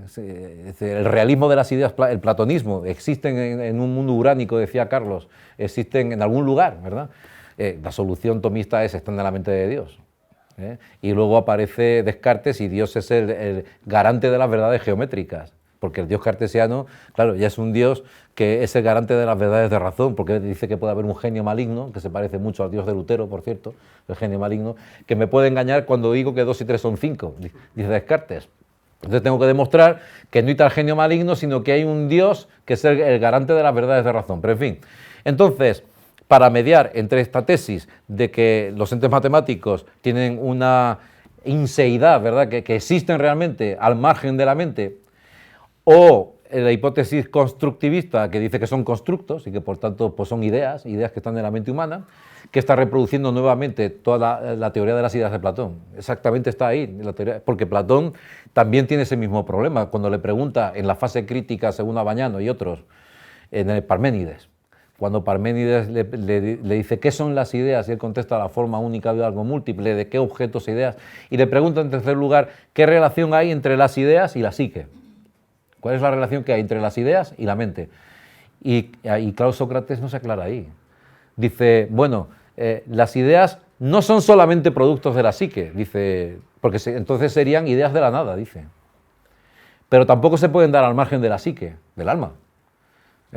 O sea que joven Sócrates no sabe muy bien, y esta es una oscilación del pensamiento platónico clara, la teoría del realismo de las ideas no está nada clara, como no está nada claro es que existen las ideas de pelo, barro, basura, etcétera, etcétera, que finalmente, pues, claro, aquí esto se presta a muchas interpretaciones. El que interpreta filológicamente dice, bueno, Sócrates está negando, Sócrates es Platón, por tanto no existe la idea de basura, etcétera, etcétera, sin darse cuenta de que quizás Sócrates es el joven Platón, pero a lo mejor Parménides es el viejo Platón.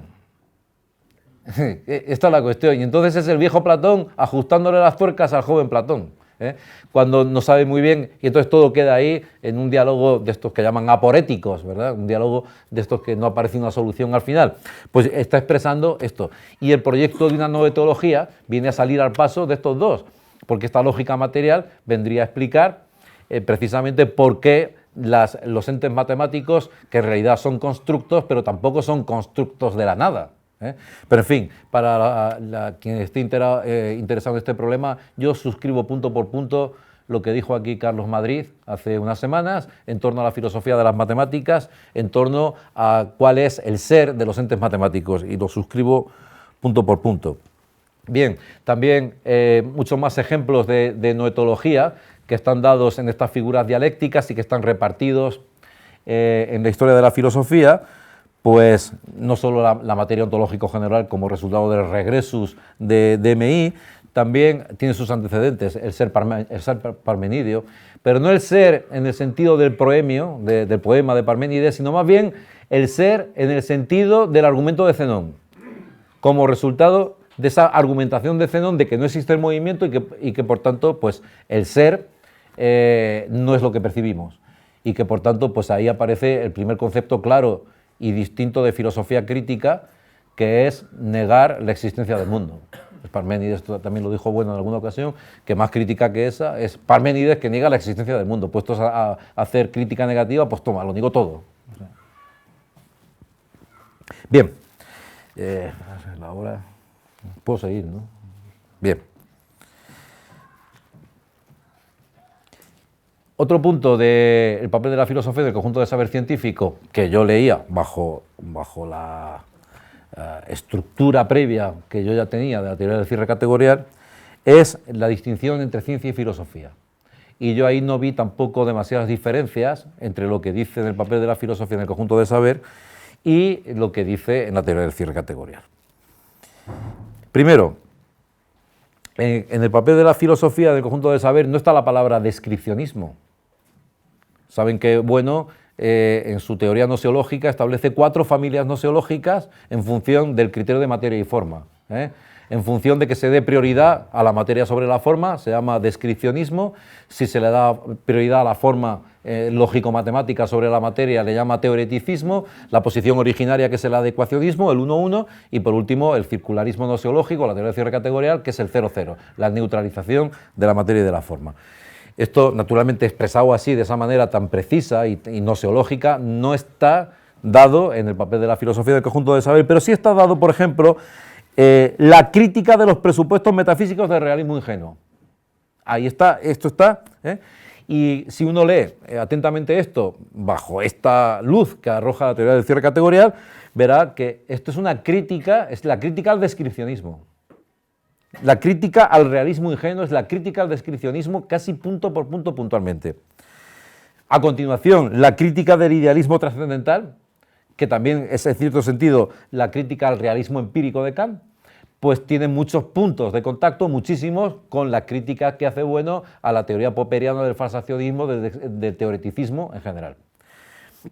Y bueno, y lo que no está muy claro es la crítica al adecuacionismo. Eso ahí todavía, bueno, pues no lo había visto con claridad, pero sin embargo sí se refiere de algún modo ahí al criticar la perspectiva epistemológica, que esto aparece claramente ya en el papel de la filosofía en el conjunto de saber. La crítica a la perspectiva epistemológica, indicando que sujeto y objeto son dos hipóstasis, que no hay tal sujeto, por al fin y al cabo el sujeto, vamos a ver, el sujeto que está entendido aquí en una perspectiva distributiva, el sujeto es el alma, es la conciencia, es el sujeto kantiano, que solamente se puede entender en perspectiva psicológica. El sujeto kantiano no es un sujeto trascendental, aunque él le llame el sujeto trascendental. El sujeto kantiano tiene un formato distributivo, es esa conciencia humana distribuida en la humanidad, pero no es un sujeto trascendental.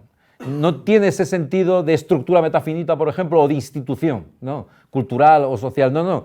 El sujeto kantiano es un sujeto millones de veces repetido. Claro, Kant todavía no conocía el desarrollo de la antropología, que es el desarrollo de la antropología que ya está influyendo en Hegel, el que le dice, oiga, pero si es que ese sujeto no existe, porque hay sujetos que están en el espíritu subjetivo, otros que están en el objetivo, es decir, no existe esa humanidad totalizada en un sujeto. Pero bien, ese sujeto es la humanidad. ¿Y el objeto qué es? El mundo. Entonces, el sujeto, el alma y el mundo. Esa es la perspectiva epistemológica. Don Gustavo dice, bueno, en primer lugar, no hay tal sujeto, sino que el concepto de sujeto es un concepto clase. Y hay S1, S2, Sn. Sn sujetos, entre los cuales rige el principio de la simploqué. Es decir, no todos los sujetos están conectados todos con todos. Es lo que otras veces ha llamado conexiones sinecoides. Es decir, aquí en Oviedo todo el mundo conoce a otro, pero no todos conocen a todos. Entonces hay unas conexiones que llama bueno sinecoides, ¿verdad? Entonces no todos los sujetos conocen a todos el resto de sujetos, sino que unos conocen a uno y otros conocen a otro. Esto se ve muy bien cuando Kant explica la famosa revolución copernicana en las matemáticas. Y dice que el sujeto, a priori, el sujeto geómetra, a priori, en su mente, en su psique, establece una serie de principios, de deducciones, y luego las aplica sobre el objeto. Para hablar del famoso giro copernicano, el sujeto determina al objeto, el objeto triangular. Pero claro, ese sujeto, el sujeto geómetra, no está aislado del sujeto filósofo ni del sujeto. Quiero decir, ese sujeto no está dado como Robinson Crusoe, que decíamos antes que es un imposible, no está dado en una isla. Es un sujeto que para empezar tiene que hablar un idioma.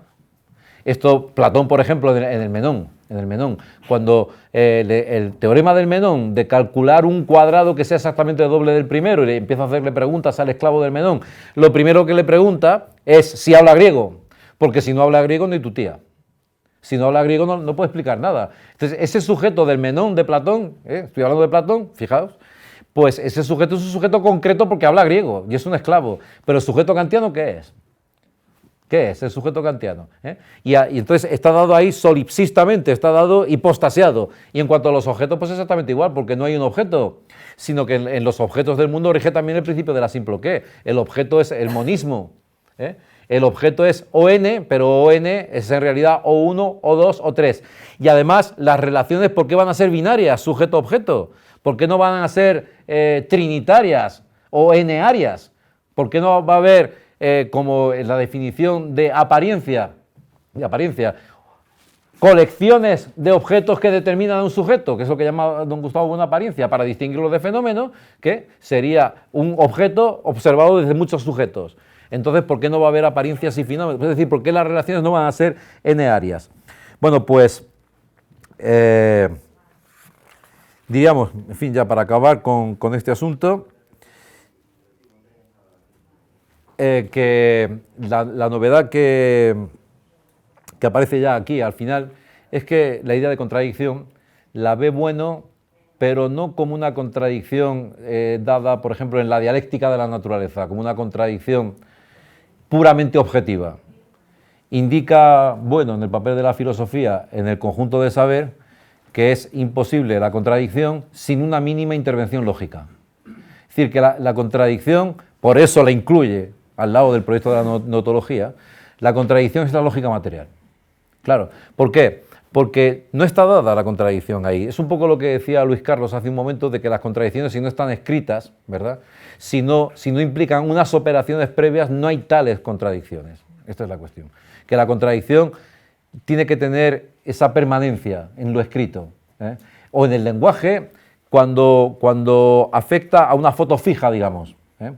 Porque claro, el concepto de contradicción ya empieza a disolverse en la lógica dialéctica cuando introducimos la variable del movimiento y del cambio. Lo mismo se convierte en lo otro se convierte en lo mismo. De alguna manera, esto ya lo habría advertido Heráclito, cuando dice lo viejo y lo nuevo, lo bello y lo feo son lo mismo porque el uno al cambiar se convierte en el otro, ¿verdad? Pues al introducir el movimiento, al introducir las sucesiones, al introducir la variable del tiempo, pues claro, la contradicción ya no cabe. Por eso también, y viene al caso, don Gustavo decía que a sus escritos había que poner la fecha debajo. Recuerdo una polémica que tuvimos con un tal Huerta, no sé si te acuerdas, cuando Bueno dijo que no se podía quitar los crucifijos de la escuela, porque decía literalmente que quitar el crucifijo es como quitarse el vestido. Y si no, que lean a Hegel, decía, que lean a Hegel. Y entonces, pues un individuo que era ateo y tal y estas cosas, y que confundía el ateísmo con la irreligión, en fin, pues se hizo un artículo, publicó un artículo infame donde decía, pues poco más o menos, que Bueno se había pasado al enemigo, que se había hecho facha, pues estas cosas que se dicen de gente indocta que parte de categorías previas y no se da cuenta. Entonces decía, lo comparaba con textos de las cuestiones colibetales, cuando Bueno decía que así como la mariposa caligo extiende sus alas para ahuyentar al depredador, así nosotros ponemos los brazos en cruz para apartar a los clérigos, ¿verdad? Y entonces pretendía que había una contradicción ahí. Bueno, si los pones en el mismo plano las dos cosas, pues incluso con muchos remilgos, pero en fin, podemos ver que hay una cierta contradicción. Pero si introduces ahí la estructura de los cambios políticos que sucedieron en España, de cómo lo que era la ideología oficial en los años que escribió las colibetales, en el momento en que Gustavo Bueno dice de quitar el crucifijo, ya no es ni mucho menos la ideología oficial, porque la oficial era el pensamiento de Zapatero y compañía, y el laicismo y compañía, pues entonces aquí resulta que teniendo en cuenta además la penetración del Islam, pues el crucifijo está plenamente justificado, cuando en el otro lugar no estaba plenamente justificado. Es decir, como si el filósofo tuviese que vivir en la Torre de Marfil, ¿verdad? Pues coño, que lean a Bueno, pero es que los cambios que están dando, por eso insistía Bueno en la fecha, en poner la fecha en cada escrito, y por eso no se puede hacer una lectura gnóstica, una lectura de Bueno como si fuese un elemento más de la filosofía perenne, cosa que intentaron lo del manifiesto de Icasía. Intentaron disolver a Gustavo Bueno en la filosofía perenne, pero así, lo citaban, pensar es pensar contra alguien, que además no es una frase originaria de Bueno, aunque la ha utilizado, y este tipo de... Entonces lo ponían ahí pues como alguien que ha colaborado y tal, y entonces hablaban de la Simploqué sin mencionarla, que tiene bemoles, no sé quién hizo eso, pero mencionaban, no todo está conectado con todo y tal, entonces se lo adjudicaban a Platón, a Alain Badiou y a no sé quién más. Como si ellos hubiesen llegado al concepto de Simploqué visitando esos autores y no a Bueno. Pero vamos, que luego que me cuenten un cuento chino, vamos, que me lo cuenten, Pérez Herrán y compañía, que nos cuenten un cuento, a ver. ¿Cómo vas a formular tú esto leyendo a Platón? Pero por favor, es que quién se lo crea. Y entonces, pues nada, Gustavo Bueno aparecía y aparece en su Constitución como un episodio muy interesante de la filosofía que queda completamente disuelto, con lo cual, pues hacen un procedimiento muy similar a lo de los filósofos analíticos, que aquí Bueno también les pone a caldo. ¿Por qué? Porque la filosofía analítica pretende ser neutral. Y entonces, pues es muy cómoda para los poderes públicos, porque se reduce al análisis lógico del lenguaje, y entonces, pues nada, pues que han atentado contra las Torres Gemelas, pues vamos a ver, condicional de P, cojonudo, y ya está. Y entonces aquí ni tienes que hablar del Islam, ni tienes que hablar del Imperio Norteamericano, ni tienes que hablar de nada. Y entonces eso es comodísimo, la reducción de la filosofía a la formalización del lenguaje lógico. Claro, eso está muy bien, pero es que yo puedo formalizar en lenguaje lógico proposiciones filosóficas, la lista de la lavandería, puedo en el lenguaje lógico proposiciones de la vida ordinaria, cualquier cosa. Es decir, como ya ha dicho Tomás, la lógica pues es una de las figuras pragmáticas en el sector del eje pragmático del espacio gnoseológico, se refiere a las normas, mientras que los ontologismos se refieren a la psicología y los dialogismos se refieren a la sociología de la ciencia, ¿verdad? Bueno, y la lógica tiene que ver con las normas. Podríamos decir lo siguiente, que la lógica es necesaria quizás como criterio negativo de verdad. Si no es lógico, no es verdad, ¿vale? Pero que sea lógico no quiere decir que sea verdad. Que se pueda formalizar lógicamente. Yo me acuerdo de lo último que leí, porque ya dije, ya no leo más. Es decir, con esto ya me habéis echado encima ya una maldición, no vuelvo a leerlo más. En Teorema, un análisis lógico de la tercera meditación cartesiana, bueno, que era impresionante, ¿verdad? Si el cogito es A y no sé qué B, entonces A implica B, y es muy bonito, pero esto sirve, vamos, esto se lo doy yo al electricista y me hace los planos de la electricidad de mi casa. Es decir, que eran planos eléctricos. Y entonces, ¿qué está aportando esto a la comprensión de la filosofía del cogito, ergo sum y no sé cuánto? Claro. Y entonces, pues nada, como es muy bonito esto, como lo puedo expresar lógicamente, pues ya puedo decir que Descartes constituyó al sujeto moderno. Que el sujeto moderno procede de Descartes, que es una tesis que sostuvo Pérez Herrán contra vosotros. Que el ius communicationis de Vitoria no había podido constituir al sujeto moderno porque se habían expulsado a los judíos y no sé qué, y a los moriscos, y que sin embargo el cogito cartesiano había barrido el cielo de seres angelicales, etcétera, y había constituido al hombre, cuando realmente el sujeto moderno, si tiene algún sentido, es precisamente el contrario a Descartes. Porque Descartes lo que hizo fue dejar el espacio cosmológico vacío de inteligencias, y lo que se ha hecho modernamente es llenarlo de éter extraterrestre, de los aliens, etcétera, etcétera. Es decir, que asistimos a una verdadera resurrección del eje angular con todas estas creencias en los extraterrestres. No sé ustedes, yo cada vez que pongo la tele hay un programa de extraterrestres.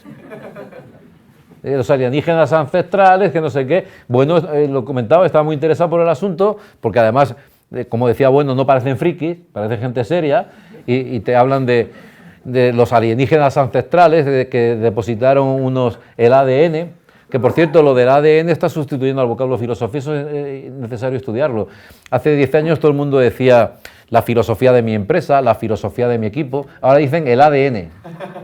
Es verdad, el otro día comentando el fútbol, sale el entrenador de un equipo y dice, está en nuestro ADN atacar. En la T, en la G, en la A, está en nuestro ADN atacar. Y luego sale el futbolista y repite lo del ADN, y luego el comentarista vuelve a decir lo del ADN. O sea que ya no se habla de la filosofía mundana, ahora vamos a tener que hablar del ADN mundano, porque ya la filosofía ha pasado a un segundo plano. Bueno, me estoy pasando, voy a entrar a la religión porque si no, no acabo. Y ya les juro que acabo con la religión. Bueno, tendría que hablar también de las ideologías, ¿verdad? Como sistemas doctrinales, pero voy a intentar hacerlo, aunque sea muy rápidamente, porque no quiero dejar de hablar de la religión. En el papel de la filosofía en el conjunto del saber, como saben, no hay ningún epígrafe que diga el papel de la filosofía por relación al saber religioso. Y entonces el propio Bueno, en este texto de qué es la filosofía, dice que el tratamiento que se hace ahí de la religión pues deja mucho que desear. Pues bueno, evidentemente, porque además está disuelto en varios textos, que hay que rastrearlos, que hay que ocuparlos y tal. ¿Y por qué? Quizás en aquel momento a Bueno no le parecía el asunto interesante. No, esa no es la razón fundamental, le parecía igual de interesante. Sin embargo, Bueno no tenía todavía una teoría filosófica materialista sobre la religión. Esa teoría, que además es el único libro que Bueno pidió publicar él. Quiero decir que no, normalmente Bueno decía, no, yo escribo porque me lo encargan, ¿verdad? Pero el animal divino no, el animal divino él lo quiso publicar. Para mí tiene una importancia máxima esto, máxima, aunque digan, bueno, eso es un detalle menor, no, no es un detalle menor. ¿Por qué tanto interés en publicar el animal divino? Que a mí además, el animal divino para mí fue como una especie de eje, porque yo leía Bueno a partir del animal divino, y entonces volvía al animal divino y me iba a la teoría del cierre, volvía al animal divino y me iba a etnología y utopía, y el animal divino estaba siempre ahí, sigue estando, sigue estando. Para mí es una de las obras fundamentales. En mi biografía hay un antes y un después de leer el animal divino. ¿Por qué? Porque para mí, claro, la religión pues era un detalle menor, una cosa oligofrénica, entiendo perfectamente, es decir, una cosa que se resolvía en la psicología o en la sociología. En la psicología, pues Freud, una forma de neurosis, o en la sociología, el opio del pueblo, de Marx, y entonces, pues claro, una forma de psicosis, la religión, eso implicaría declarar neuróticos al 80% de la población. Entonces, aquí, bueno, la importancia que le da al asunto es que dice que la religión no es un detalle menor, sino que es constitutivo del desarrollo de las sociedades políticas, que por tanto no es un detalle oligofrénico dado al margen, ni una cosa que se pueda solucionar apelando a la psicología y a la sociología. Y luego habla de la insuficiencia de las ciencias de la religión en esa obra monumental que es la parte nosiológica del animal divino, que a mi juicio es una de las construcciones más bellas y mejor escritas que yo he leído jamás, a nadie.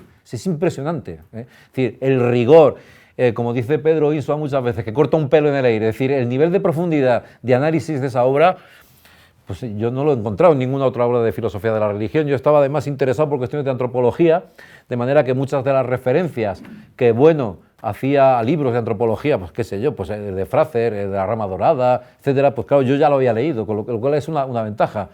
Ahora, con el paso del tiempo, considero que fue una ventaja empezar a leer a Bueno con 30 y tantos años. Que fue una ventaja. No, bueno, yo lo considero porque yo había terminado mi carrera, había leído a Hegel, de Bueno no tenía ni idea cuando cayó en mis manos El animal divino. Pero claro, las referencias que él utilizaba eran comunes. Y Bueno actúa ahí como una especie de gran ordenador sistematizador de todo lo que mis lecturas me habían ofrecido, que eran cosas fragmentarias, la típica formación de un profesor de filosofía formado en la universidad en los años 80, ¿verdad? Los tópicos del multiculturalismo, de la tolerancia, no sé qué. Y entonces El animal divino fue, pues, qué sé yo, como un eje que al girar empezaba a organizar todos esos materiales que estaban allí de alguna manera, tampoco desorganizados del todo, porque ahora pienso ya retrospectivamente por qué a mí el autor que más dolor de cabeza me dio en la carrera y que no podía dejar de leer era Spinoza y la ética, que mientras otros preferían Descartes, que yo estaba obsesionado con Spinoza, era una obsesión completa, ¿verdad? Y yo creo que esa misma obsesión que apareció ahí, sistematizada por Bueno. Bueno, bien, pues la religión no es un accidente, la religión no es una superestructura, es un elemento constitutivo, y la historia de la civilización y de las sociedades bárbaras pues no se puede explicar sin la religión, porque es un componente, es uno de los saberes propios de las sociedades bárbaras, el mito, la magia, la religión y la técnica, son saberes propios de las sociedades bárbaras, pero que no se detienen ahí, sino que pasan a la civilización tras recibir el impacto de los saberes críticos de la ciencia y de la filosofía. Como saben ustedes, pues la forma moderna de las mitologías, de la que casi no voy a poder hablar ya por la hora que tenemos, pues son las ideologías, los sistemas doctrinales. Las mitologías antes eran del clan del oso y del cuero, ahora son del PP o del PSOE, muy bien, estupendo. Y antes me ponía unos cuernos y era del tal, y ahora me dejo perilla o bigote o lo que sea, o me visto de esta manera, o voy a un concierto de Serrat, o voy a un concierto de Julio Iglesias. Es decir, que es un hábito, que el hábito hacia el monje, por decirlo así. Entonces, las ideologías son mitologías modernas que han recibido, bueno, habría que distinguir entre el concepto parcial y el concepto total de ideología, de Mannheim, etcétera, pero excede con mucho lo que yo quiero decir aquí. Que reciben el impacto de esos saberes críticos y se convierten en ideologías. Las ideologías son nuestros mitos. Y entre esas ideologías, pues igual que sucede con los mitos, hay mitos luminosos y mitos oscurantistas o tenebrosos, y hay ideologías luminosas e ideologías oscurantistas o tenebrosas. Que una cosa sea ideológica no quiere decir necesariamente que sea falsa.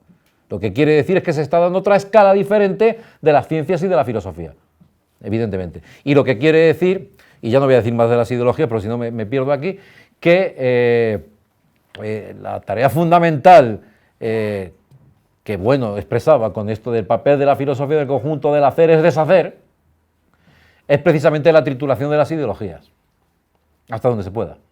Y que esa es una tarea necesaria que tienen que hacer los filósofos. Ustedes que lo son, pues háganlo.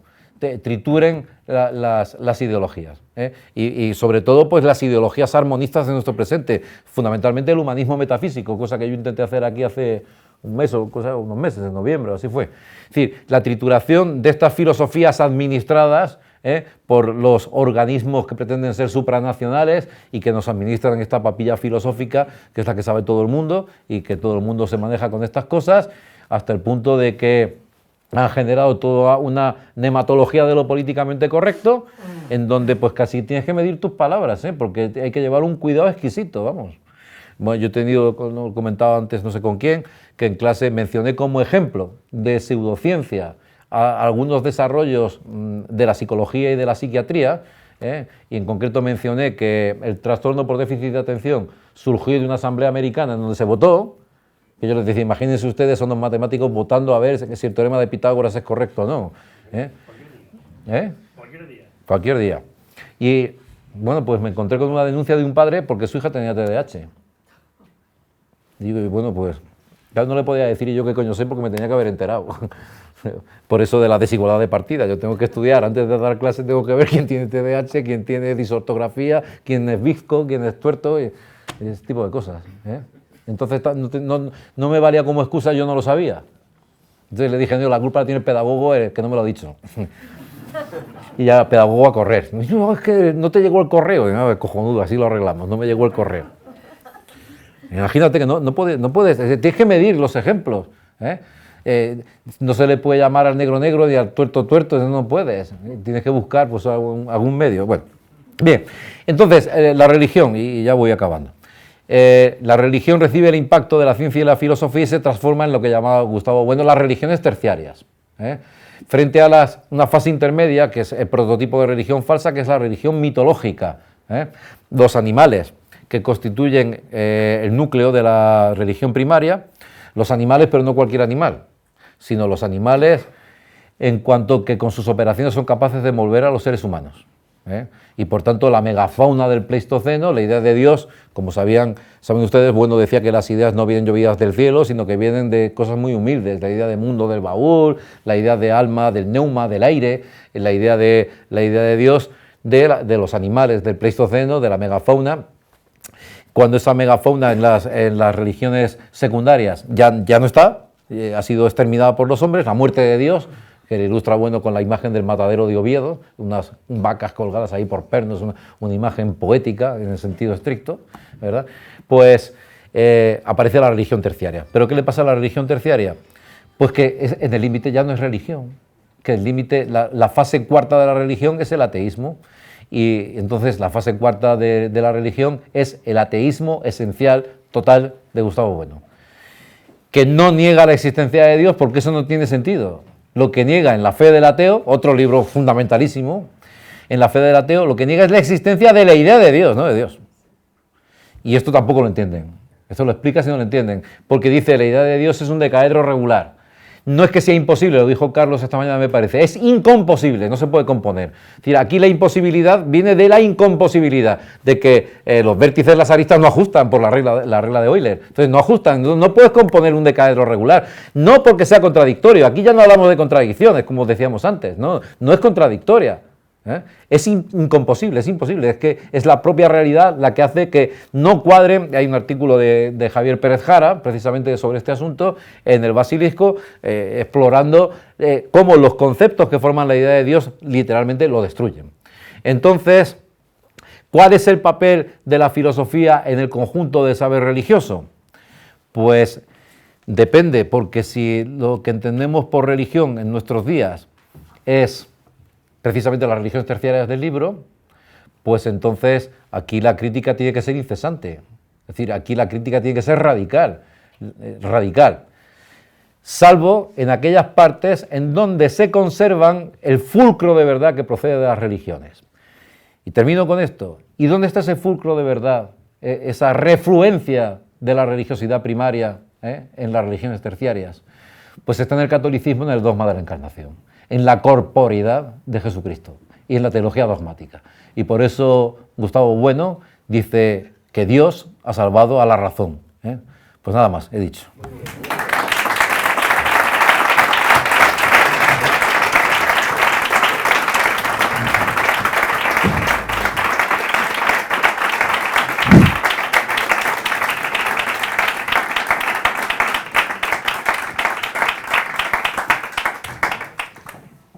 Es costumbre de estos encuentros que después de la conferencia de clausura no se hacen intervenciones, porque sería frustrar lo que hay que hablar en los siguientes encuentros.